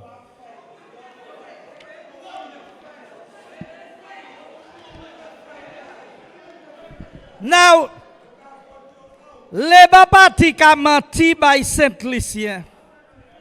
And St. Lucians a lot of times, including some of you flambeaus, choose to believe the lies of Labour as opposed to the truth. Not the truth of flambeau, you know, just the truth by itself. How long we've been having discussions about the Kakabef? And we kept on saying that it was not the United Workers' Party that sold or went into agreement with the Kakabef. And they said we were doing nothing for the race car drivers. I have the letter here in my hand. It's just about a couple of lines. So permit me to read it. It is from the Department of Physical Planning. And it says request for permission to apply to DCA block and parcel number 1839B38. That was the piece of land in Lakai in Dennery that the United Workers' Party, under the leadership of Alan Michael Shastney, we went on a site visit. We identified the place and we asked the car drivers to put the application in. And here's what it says. St. Lucia Motor Racing Association requests permission to apply to the DCA for approval in principle for land use and concept. The Crown Lands Office hereby grants permission to the St. Lucia Motor Racing Association to apply to the DCA for approval in principle for land use and conceptual designs. And this letter was dated the 21st of June 2021, before the elections. But Labour Party, the Minister of Youth Development and Sports, the overnight millionaire, yes, today they want St. Lucians to believe that we were fighting the young people. Now they said they searched everywhere in government and they couldn't find it. So ma gouvernement kimanya mo henni ek yo gouvernement yo pasa henni. You understand what is happening? Lies and more lies by the St. Lucia Labour Party. Now I have another letter there. I know they tell me my time is up.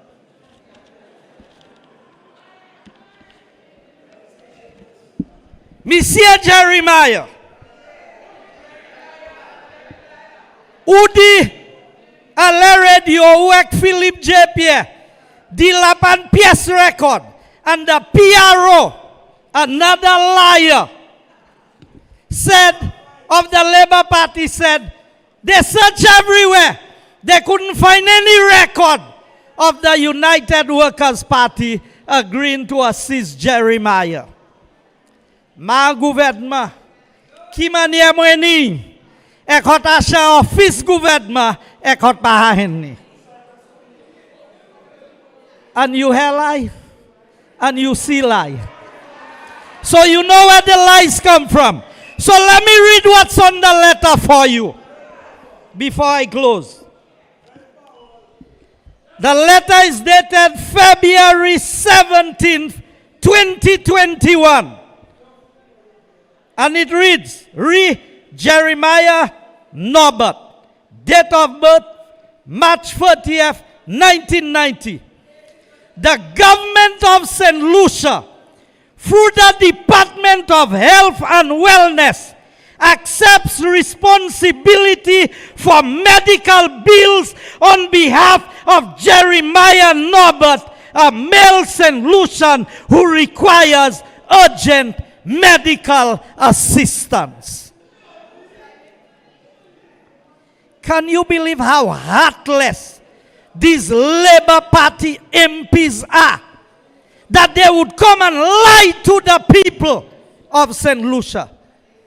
In a real country, he would have to resign his office. That is treason. To say that the government was not willing to help you when the letter is big and bold in the Ministry of Health. I could get a copy, you can get a copy. Richard, El Quapo Patsahen ni Buvin Ridbanu. I don't do fake documents, you know. Because you know what? Even if your insurance going to pay medical expenses for you in Matnik, somebody must sign off for you up front for you to be accepted in the hospital. And that is what Alan Shasney, a caring, compassionate Prime Minister, even if Jeremiah was an opponent of the United Workers' Party, the pure heart of a good leader saw beyond politics and did everything to help save the life of a St. Lucian. We saw him as a St. Lucian, not a politician. So don't come and pretend that Flambeau is the one giving false information. I want you all to know, I really wanted to touch on the issue with the police, but I will round off. But I want the police officers to know you will not be victimized under a United Workers' Party government.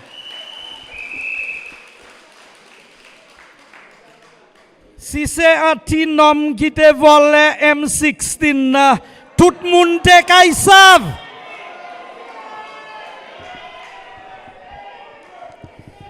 Now Rick always tells us about voodoo.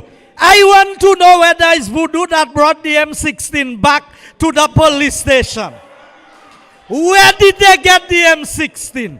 Who had the M16 in their possession? Because anybody who had it would have had an illegal firearm. Is that person arrested? Mr. Commissioner of Police, St. Lucia deserves answers if we are going to put any trust in your ability. I want to know whether that's the reason why they're giving you 1 year and 6 months and 6 months and 1 year.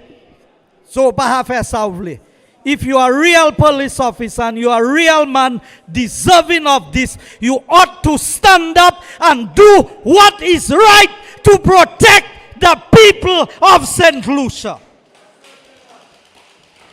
Now, I will close on this. All of these are files. And Richard Frederick, these are not fake files. Okay? One of them is where Kenny Anthony was going to sell 4,000 acres of land to Robert Ainsworth in Viewfort. I want them to challenge me on this. This is the GPH deal. This is the citizenship by investment. Land by Telma. This is the agreement on BMAX. Now, permit me to close because my political leader must address you. But here's what I need to say. Chico, SPS Kaya Hakuma say Rock Hall. Now, according to the BMAX deal, the houses should be completed in June of this year. So when they want to make you believe, Badousa, it is not Alan Chasney who is fighting St. Lucia. It is the St. Lucia Labour Party that is destroying St. Lucia.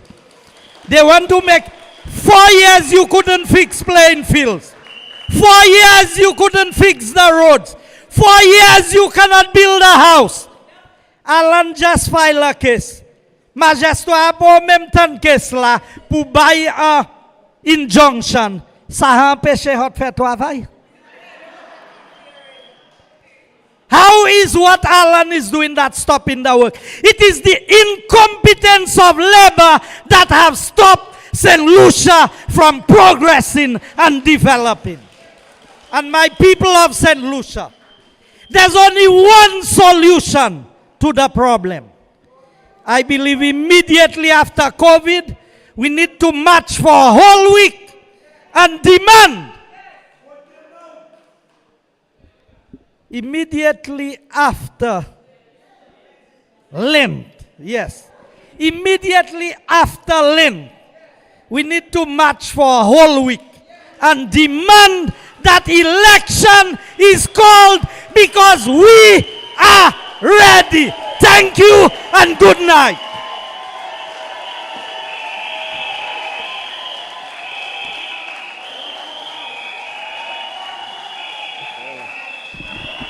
Yes, ladies and gentlemen, you heard the guy, the right guy. Now, I am not going to delay for much longer, but I come to say to you that my duty for tonight is over. I was told that St. Lucia is in a state of crisis and that we have received a message. Longtemps, les mots de lever, c'était telegram. Actuellement, c'est email, WhatsApp. We receive a WhatsApp, we receive an email that there's an SOS for St. Lucia. And the only party that can save our St. Lucia is the United Workers' Party. But you know, the most important thing is that When a ship is in trouble and an SOS is sent out, you know, everybody relies on a good captain to save that ship. And that is what gives us hope in this country today. I said to you earlier that SLP is a party of dopes. United Workers' Party is a party of hope. SLP is a blight, and it is the United Workers' Party that will bring back the light. Ladies and gentlemen, and that will be facilitated by a real captain with a vision, not one that is just occupying space and causing division. To introduce the captain for you, I call on the man Morgie to call on the captain and deliver the SOS. Morgie!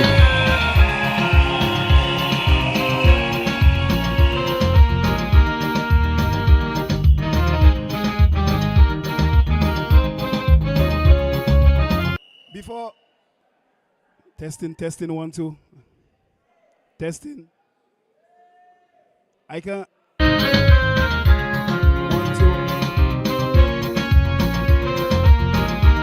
2 1 2 1 2 1 2 1 2 Before I start, you want to wear a little sample of what I have for them for 2025? You sure you want to hear that? Okay, since we have no band, we will clap to it. So let's go. Philip, tell me where the CIP money gone? Philip, tell me where the CIP money gone? Philip, tell me where? While people suffering down here, I hear you have it in a vault under the bed at Ernest Hill. Philip, tell me, you like it? Sinking ship, Mr. DJ.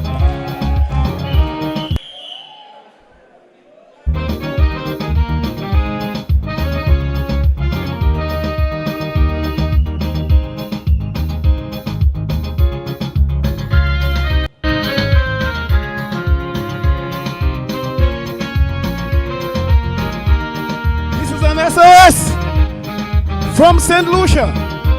Location, a few miles off the coast of Martinique. SOS, SOS, Mayday, Mayday, Mayday. Somebody, can you hear me?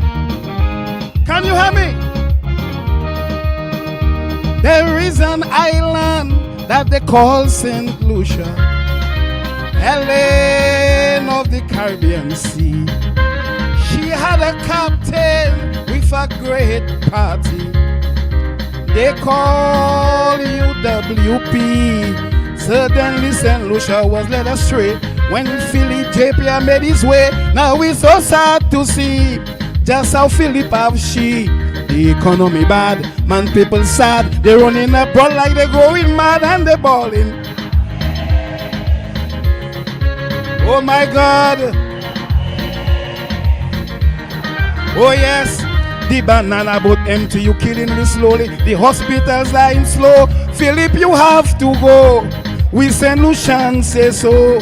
Nothing ain't right, it's a blight. Make it right. You have we suffering day and night. We say so, you have to go. Philip, we can't take it no more. Somebody, can I hear you? SOS, SOS. I can hear you, my Flobo. Oh my. Oh yes.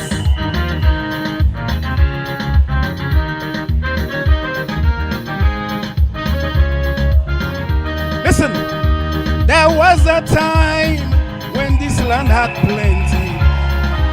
We sail so proud and free, with lots of jobs and good economy.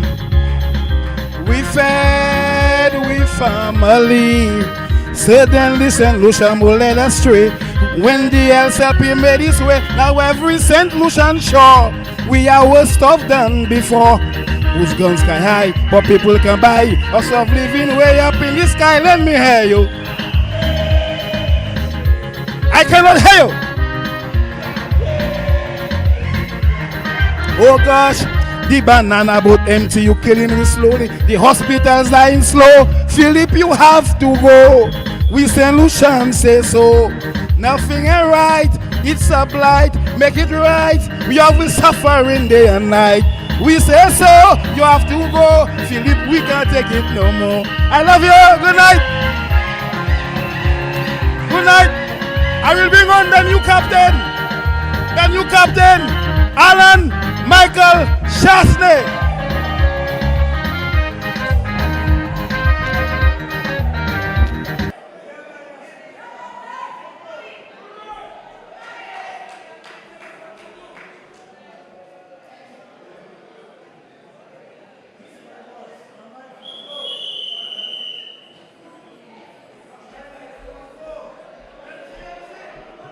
Ladies and gentlemen, did you hear the SOS? Did you hear the SOS? Do we have a captain to take over? Tell Philip he has to go. We FNABO say so. And ladies and gentlemen, the man with a vision, the man who will bring back the light, the man who will set St. Lucia back on a course of progress and development, I present to you the parliamentary representative of Micoud South, the leader of the opposition, the next Prime Minister of St. Lucia, the Honorable Alan Michael Chasney.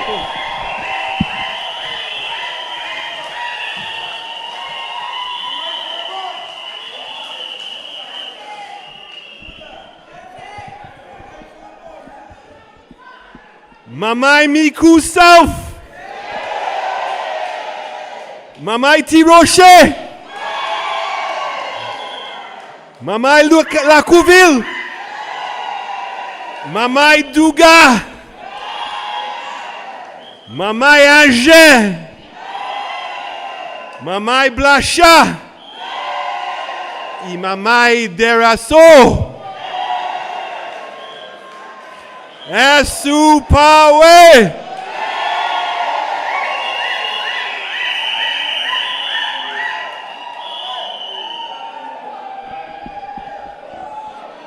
Before I begin tonight, I just want to say to you that I've been down with the flu for the last 4 days.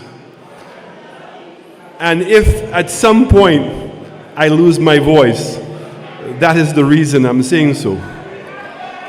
I'm making that point because I saw what happened to my poor friend, my friend Dominic, who did not tell everybody that he was suffering from the flu. And therefore, the people that lie, Labour Party, decided to give him a reason why his voice went bad. So I just wanted to say that to all of y'all. Thank you so much, Chairman. I should not be here, but I had to be here tonight.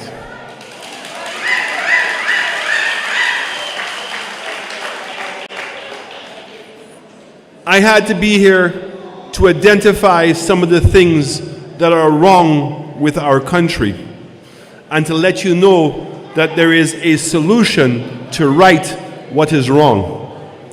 And I must first start with my constituency of Micoud South. The Labour Party cannot even make up their mind as to who the candidate is going to be, but they said they're going to take Micoud South. And I'm going to tell you why that could never happen. And it's not because of Alan Chasney. It's because the people of Micoud South now know for themselves that with a Labour Party government again, nothing will change for Micoud South.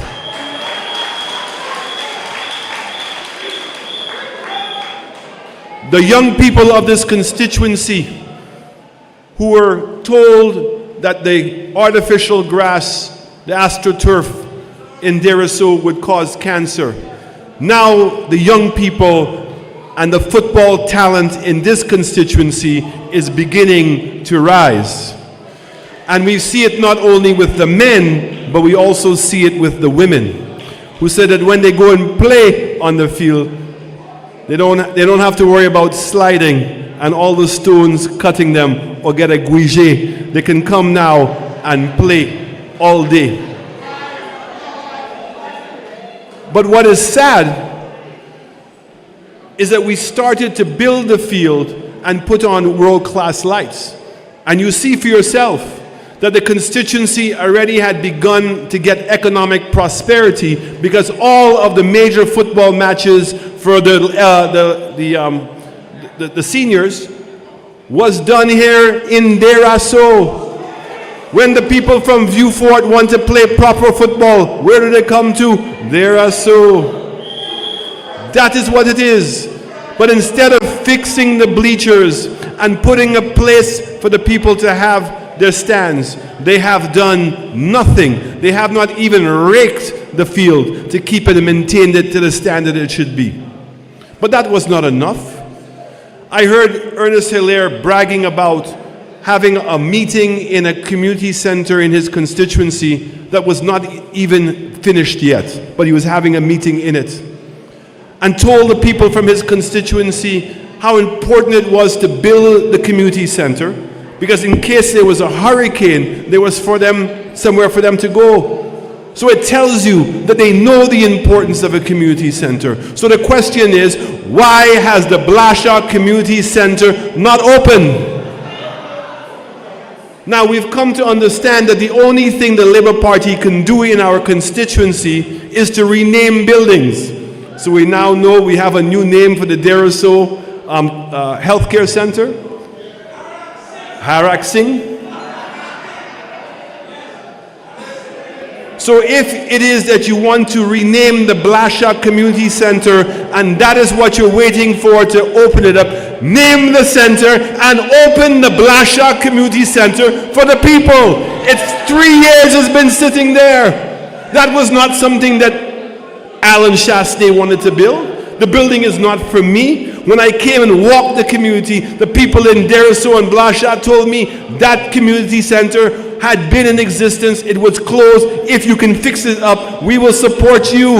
It is finished. It is the Labour Party in 4 years that has not opened it for the people in this constituency.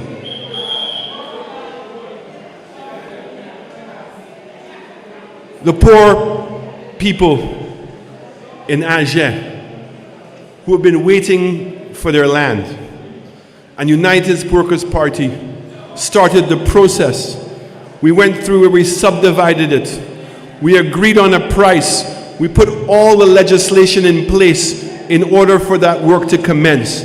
And instead of doing that, the Labour Party came and went and did a subdivision in Wishba.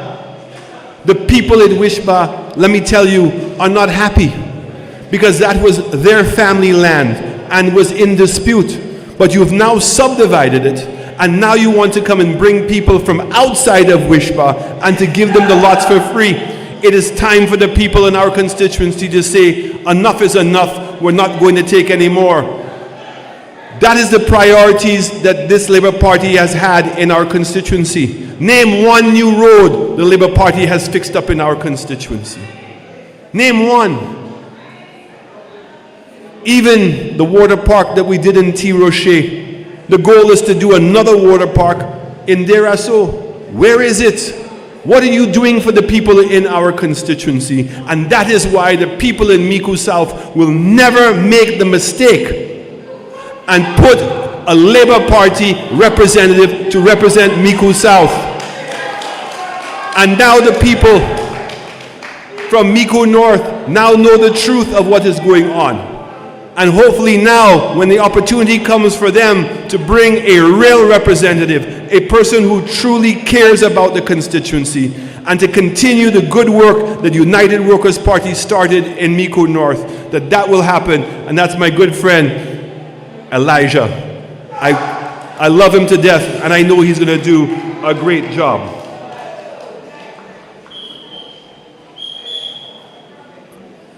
My people and my friends and my family in Micoud South. There is a particular businessman, we know him, Reno Gajada, because he's the person that gets all the work that the Labour Party gives. He's the one that's being sold land at a discounted price. Every day when you all are going up and down, whose trucks you see going and moving? Reno Gajada. You see any of the contractors in our constituency getting any of the projects? Nobody is getting any of those projects. Only Reno.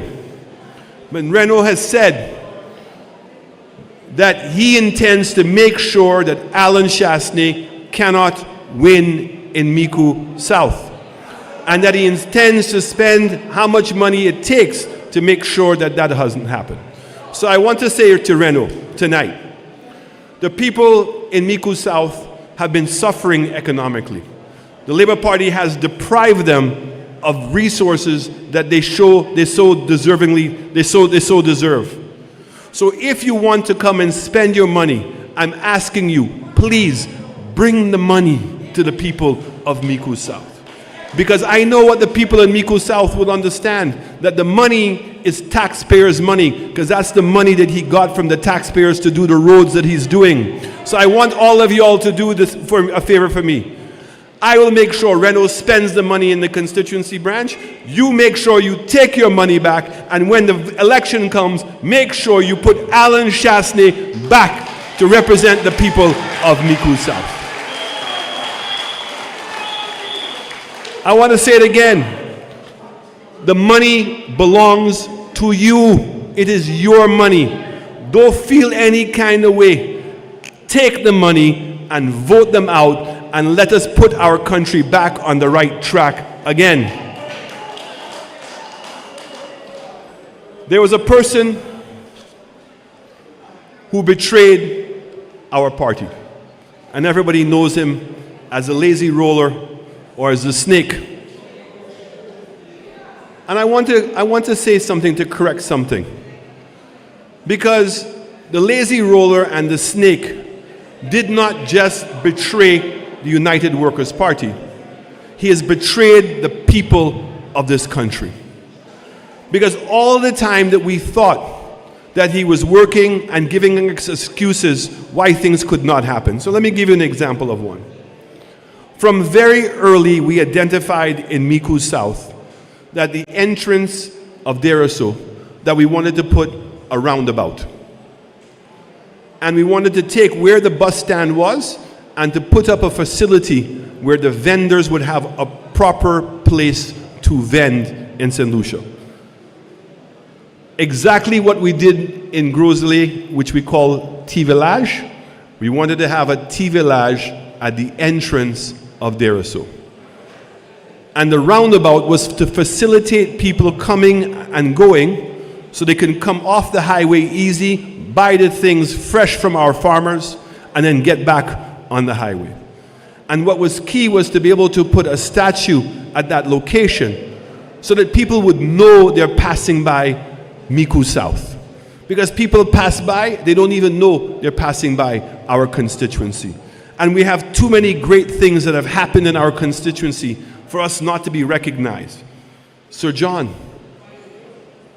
we have one of the greatest Calypsonians. What's her name?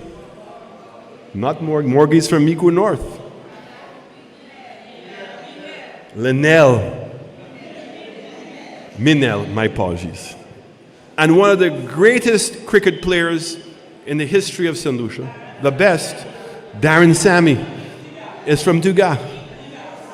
So we have to do things to be able to let the rest of St. Lucia know the achievements of Micoud South. Green gold was big in our constituency, and we have to celebrate the history of our constituency and to recognize it. The lazy roller did everything to make sure that that project never happened. 4 years has gone by, and it's not even to say that he's come to make a point and allow that project to proceed. The lazy roller has stopped the HIA airport from happening. That's not just United Workers' Party that's suffering. Every single St. Lucian is suffering because we've not had the new HIA airport to be able to be proud of. How many more people would have been employed at that airport?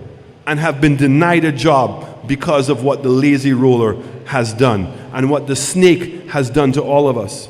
Look at the state of our roads. They've never been worse. And every day we hear an excuse. The first excuse was, Alan did this and Alan did that. Then it became the rain. And then when the rain went away, it became now CDB Bank.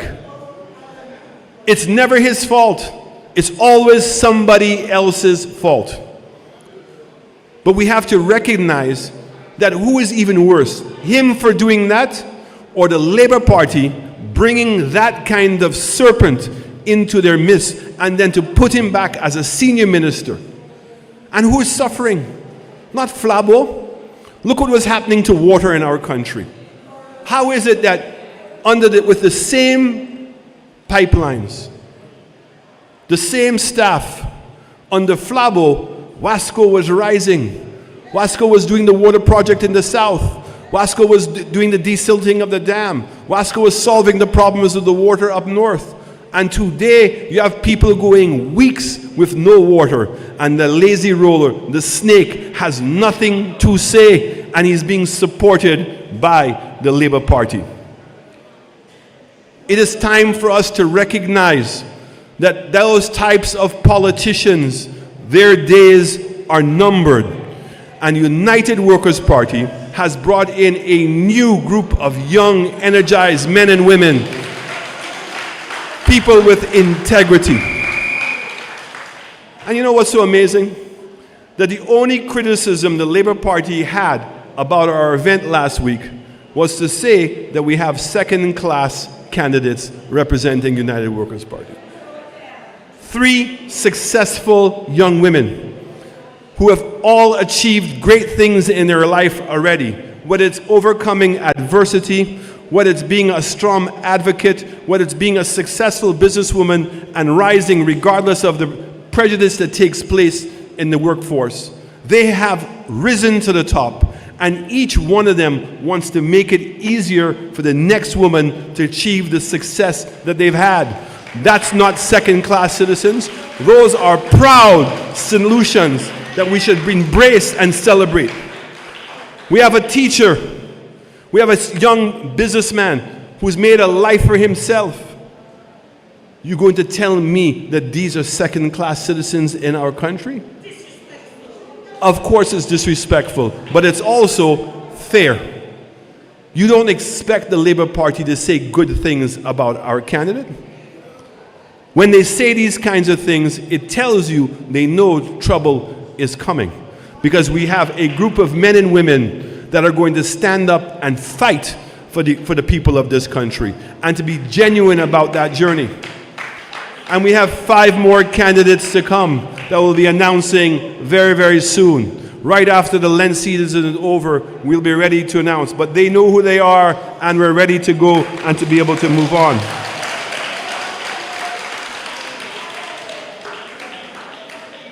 At the meeting, I started reading an article that was on March 10th, 2006. And this is when El Crapo was running as an independent candidate. And there's one paragraph that I want to read, which says, we must, and this is quoted from RF, we must take St. Lucia from the hands of those slave masters who strike out with their whips of economic misrepresentation on a daily basis. They deprive us of every day while their bellies get big and their pockets swell. The fact that Richard Frederick is a racist, the proof was long ago. We just didn't listen. Because here it is, after he said those things about Kenny Anthony, he now would find himself in Kenny Anthony's party. And instead of saying those things about Kenny, he's now trying to say those things, same things about me. But I want to tell my good friend Ernest Hilaire that every time that Richard Frederick makes a racist remark in the House, I will stand up not only to protect myself, but I will also stand up to protect his father.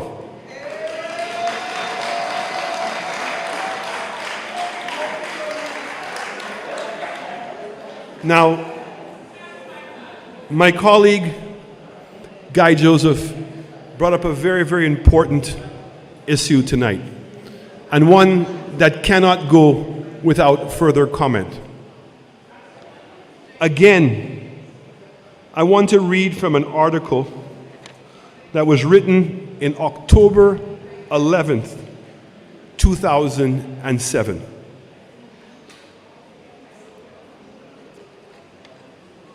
And the article is an interview with Richard Fedrick. He said, Richard Fedrick has again placed himself in the public spotlight, this time due to his latest statements about the Royal St. Lucia police force.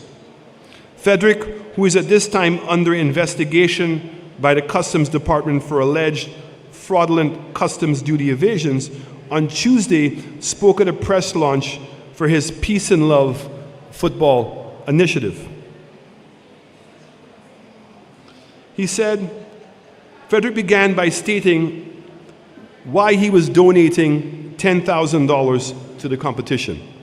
And I quote, it says, "It is intended, it is indeed a pleasure to extend this crime initiative beyond the boundaries of Wilton's Yard and Grass Street, to almost literally embrace each other in friendly war." He said he added that the following a recent visit to Miami, he had witnessed a shooting in the Castries Basin. "I could not believe this was happening in Castries," he said. "So close to me." He went on.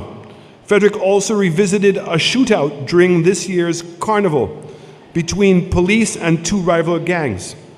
He took the opportunity to repeat a story of two rival gang members who had tried several times to kill each other. Thanks to his personal guidance, Fedrick said the gang members had reconciled. They became friends who now ride each other's motorbikes. In his continuing effort to bring an end to the gang war that was plaguing Castries, Fedrick said he had arranged a boat ride 3 months before the launch aimed at uniting the rival gangs. By this account, everything went smoothly. Then Fedrick got down to the meat of his address. Turning to Commissioner Broughton, remember Broughton was the English Commissioner of Police that we had in St. Lucia. He said, Commissioner, again, you see how he's calling out the Commissioner. There are some corrupt police officers in the force, and we need to do whatever is necessary to get rid of them. Let me repeat that, he said. He said, Mr. Broughton, they have some corrupt police officers in the force, and we need to do whatever is necessary to get rid of them. He added, putting a stop to gun violence will have a rippling effect and prevent other crimes. He said that he was amazed that what the guys in the ghetto told him about where they got their firearms and their ammunition. They have confided, here's what Richard is saying, you know. He said the gang members have confided in me that the police officers, along with other people, supply them with ammunition for their weapons. They will do whatever it takes to get the money to pay for the ammunition that they use against one another. Y'all heard that? Let me repeat that for you all. He says they have confided. He says the gang members have confided in him that the police officers, along with other people, supply them with ammunition for their weapons. They will do whatever it takes to get the money to pay for the ammunition they use against one another. And he continues, and listen to this part, because I'm sure that y'all would have heard these words before. He says they are businessmen and police officers out there who are not pleased with the fact that the shooting around town has subsided because it diminishes tremendously the income they make from selling ammunition from the illegal weapons. Where have we heard that before? Remember, it's the same Kenny Anthony who came out after getting the impacts report and said what? They were corrupt policemen, corrupt politicians, and corrupt businessmen that were involved in impacts. And in fact, he went on further to say that guns were being taken from the armory and placed as fake evidence to cover up the killings that were going on.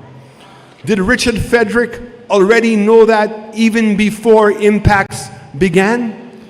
He knew both sides. What was he saying?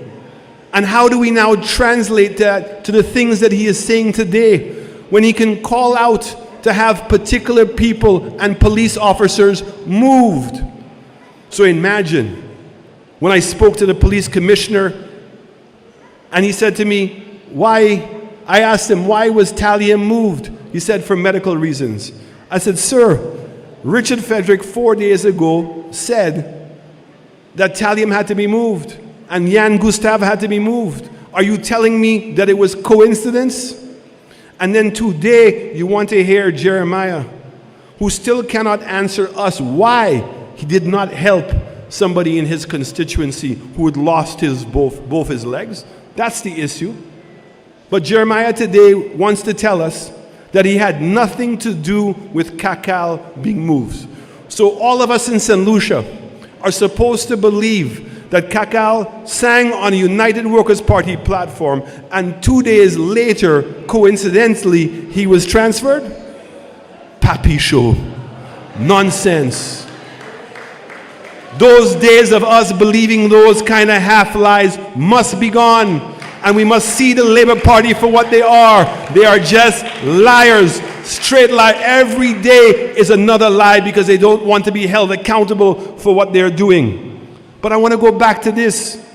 So let me connect dots. Because I'm not saying it so, but I must connect the dots. So here we have an M16 gun that is taken away from the armory. And then we hear there was a police officer involved. And we're hearing nothing else. So you're telling me the police officer stole the gun for himself. But according to Richard Frederick, police officers were taking guns from the armory and ammunition and selling them to the gangs to shoot themselves. So you want us to believe that this police officer did everything for himself? He already has a gun. Why would he need another gun? And I want to ask the commissioner two questions. The first question, was the only thing that was stolen was a gun? Or is it true that there was also hundreds of rounds of ammunition that was also taken but has not come up in the report? I also want to know, does the commissioner know who the person was that called him to tell him where the gun was? My people, the more we think that things change, things don't change when it comes to the Labour Party. And if Kenny Anthony believed that the worst thing to happen to politics in St. Lucia was Richard Frederick, I have one more that's better than that. It's not only that Richard Frederick came into politics, but he is now in the cabinet of a Labour Party. That is the most dangerous thing that's happening in our country. Because as Guy said, we have a prime minister that's calling himself a boy. And he's acting like a boy. And it's making it out to believe that the person who is really running this country is Richard Frederick. And Richard Frederick is like a vampire on the Prime Minister. And whatever little of manhood that he has left, Richard Frederick is sucking it out of him.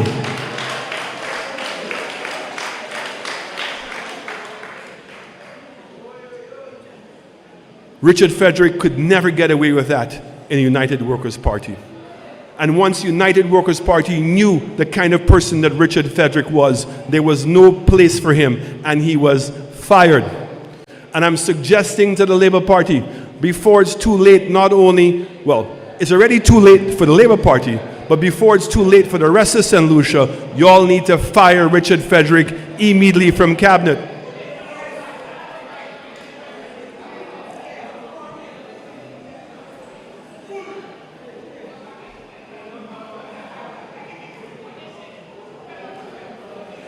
I want to say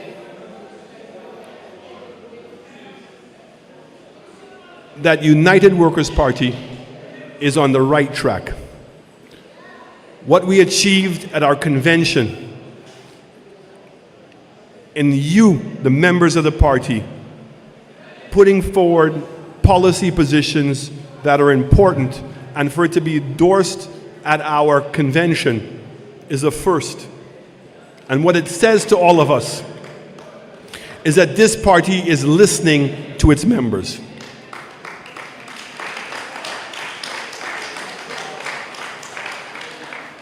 And I want to say to all those St. Lucians who may not have voted in the last election, all those St. Lucians who may now be regretting how they voted in the last election.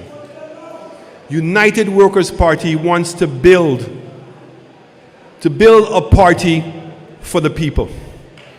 We want to build a party that the people's voice matters. We want to build a party where all ideas are welcomed and you get to discuss those ideas with your peers, with people in the room who may have a difference of opinion, and maybe you can appreciate that, but to come to a point of consensus in our party. I want all of you to now realize the Labour Party is a major danger for this country. That we generally have an SOS going out. Just look around what's taking place in crime. There's no solution. Look what's taking place with the conditions of our roads. There's no improvement. Look how many thousands of people have gone weeks without water and had to get onto a radio show, and thanks for Timothy Polion's show, I heard that the people now in Grand Riviera have gotten some of their water, but that's because they use their voice and because people now know that Timothy's show has become the voice, a place where people's voice can be listened to. And it tells you the power of our voice. Now, I want you to become members of the party. I want you to join the meetings and join with us. And let me give you one reason why. On Tuesday, the Labour Party is intending to go to the Parliament to approve a sovereign wealth fund. Now, a sovereign wealth fund normally only happens with countries that have surplus revenue. So Norway, Saudi Arabia, even Trinidad had a sovereign wealth fund. And the purpose of that fund is the excess money from the oil earnings, instead of using it to pay salaries and to continue to expand the country that way, is to go into a fund that they can invest globally in order to maintain the wealth of the country. And if there's ever a time of a major shock, that there is money that the government can tap into to help support the country. We had a sovereign fund in St. Lucia, and it was called an economic fund. And it's where the excess CIP money was supposed to go. And the Labour Party destroyed the guardrails. They destroyed the checks and balances in that by doing one thing. Changing it so that Cabinet can approve any project. Because the way we had it before, we said no. It has to be a capital project approved by Cabinet. But the board had the final say on which projects were going to be approved. They made it that they get to approve it. Once they've approved it, the board has no choice but to approve that money. Now, there are certain things that we now know to be the truth in St. Lucia. They told us that when they did the CIP, that there would be an annual report with an audit. That's not true? And here it is, the first one that was due when they came into government was 1 year late. 1 year. And that came because of the pressure we're putting on. The report that was due in October has still not come out. And they have chosen all the people who want to be on the board. Now, I want us to think for a moment. Ernest Hilaire is the Minister of CIP, correct? The Attorney General was his personal lawyer, Leslie Mondesi. His other personal lawyer was Lauren Theophilus, who he made the chairman of CIP. And then his other lawyer was Thaddeus Antoine, who is an agent. But listen to this. Thaddeus Antoine is the lawyer for Galaxy. He's the lawyer for GPH. And he was the lawyer for BMAX. Where's the checks and balances? So I'm going to say, I'm going to go to Parliament on Tuesday. Whether I'm sick or not, I'm going to go. And I'm going to fight that bill. Now, I am one voice, and Bradley and I are only 2 votes. And more than likely that bill is going to pass. But they are going to have to kick me out of that house if they don't want me to say the truth. And I want to put the speaker on notice, and I want to give all of you an advance notice and warning. I, Alan Shastney, will not sit in the house and listen to a blatant lie and sit there silently. I will stand up, and I will continue standing up to defend what I know is the truth. And you have the right and you have the authority to kick me out of the house if you want to, but you're going to have to kick me out of the house because I will not sit down if you're going to say a lie.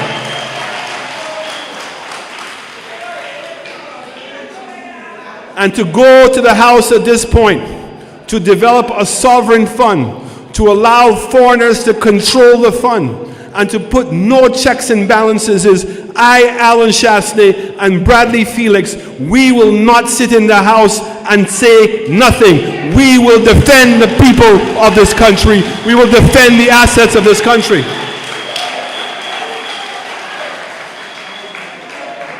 And last time I said to the people of St. Lucia, I am not asking for any mass protest. I'm not asking for every single St. Lucian to come up. I'm asking for each one of us to ask ourselves, is this worth going to the Parliament and to say no to the government of what they want to do? And you remember, this is a government that said that during COVID we had no right to put barriers around the Parliament. We have no COVID, and look at the amount of barriers they've put around the Parliament. They've not only put barriers in front of the Parliament, but now they've put barriers in front of the Constitution Park.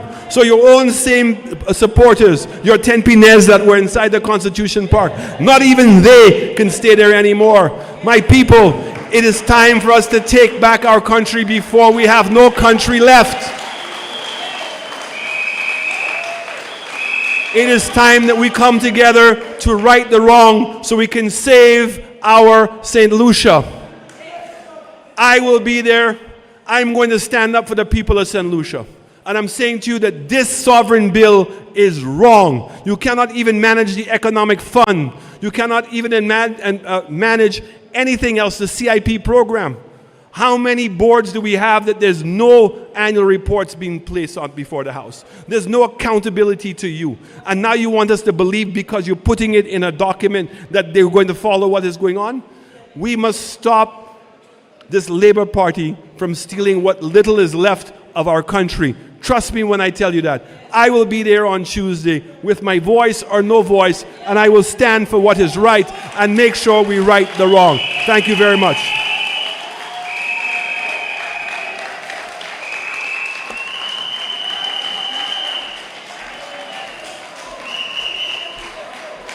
Yes, ladies and gentlemen, that was the incoming Prime Minister of St. Lucia, the Honorable Alan Michael Chasney.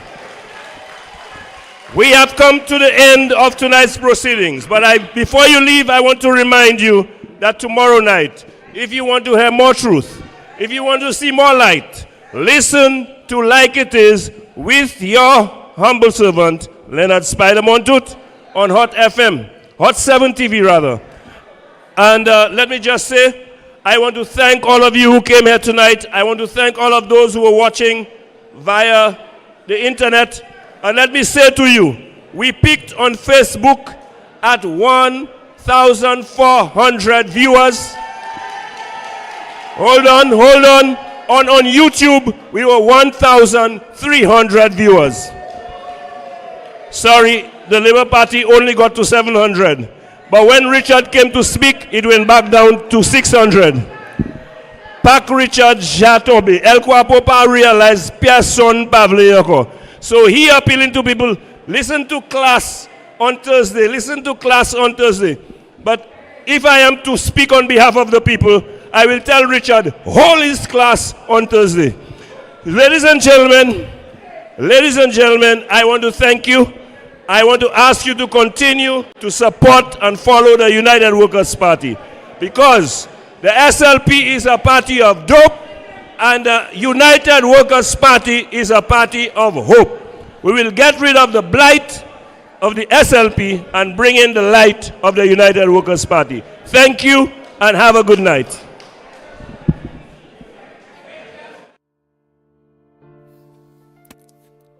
In 2019, the Alan Chasney-led United Workers' Party took decisive action to address the healthcare challenges faced by St. Lucians. The UWP secured a US $20 million loan from the World Bank under the Health Systems Strengthening Project. Out of this loan, US $5.5 million was specifically allocated to establish the framework for a national health insurance program. Under this initiative, every St. Lucian would have received up to $75,000 in healthcare coverage on an annual basis, making healthcare more accessible, equitable, and affordable for all. An advisory board of experts, including Dr. Stephen King and Dr. Merle Clark, was assembled to design the framework for this transformative program. However, when the Philip J. Pierre administration took office, they chose to abandon this initiative. Why? Simply because it was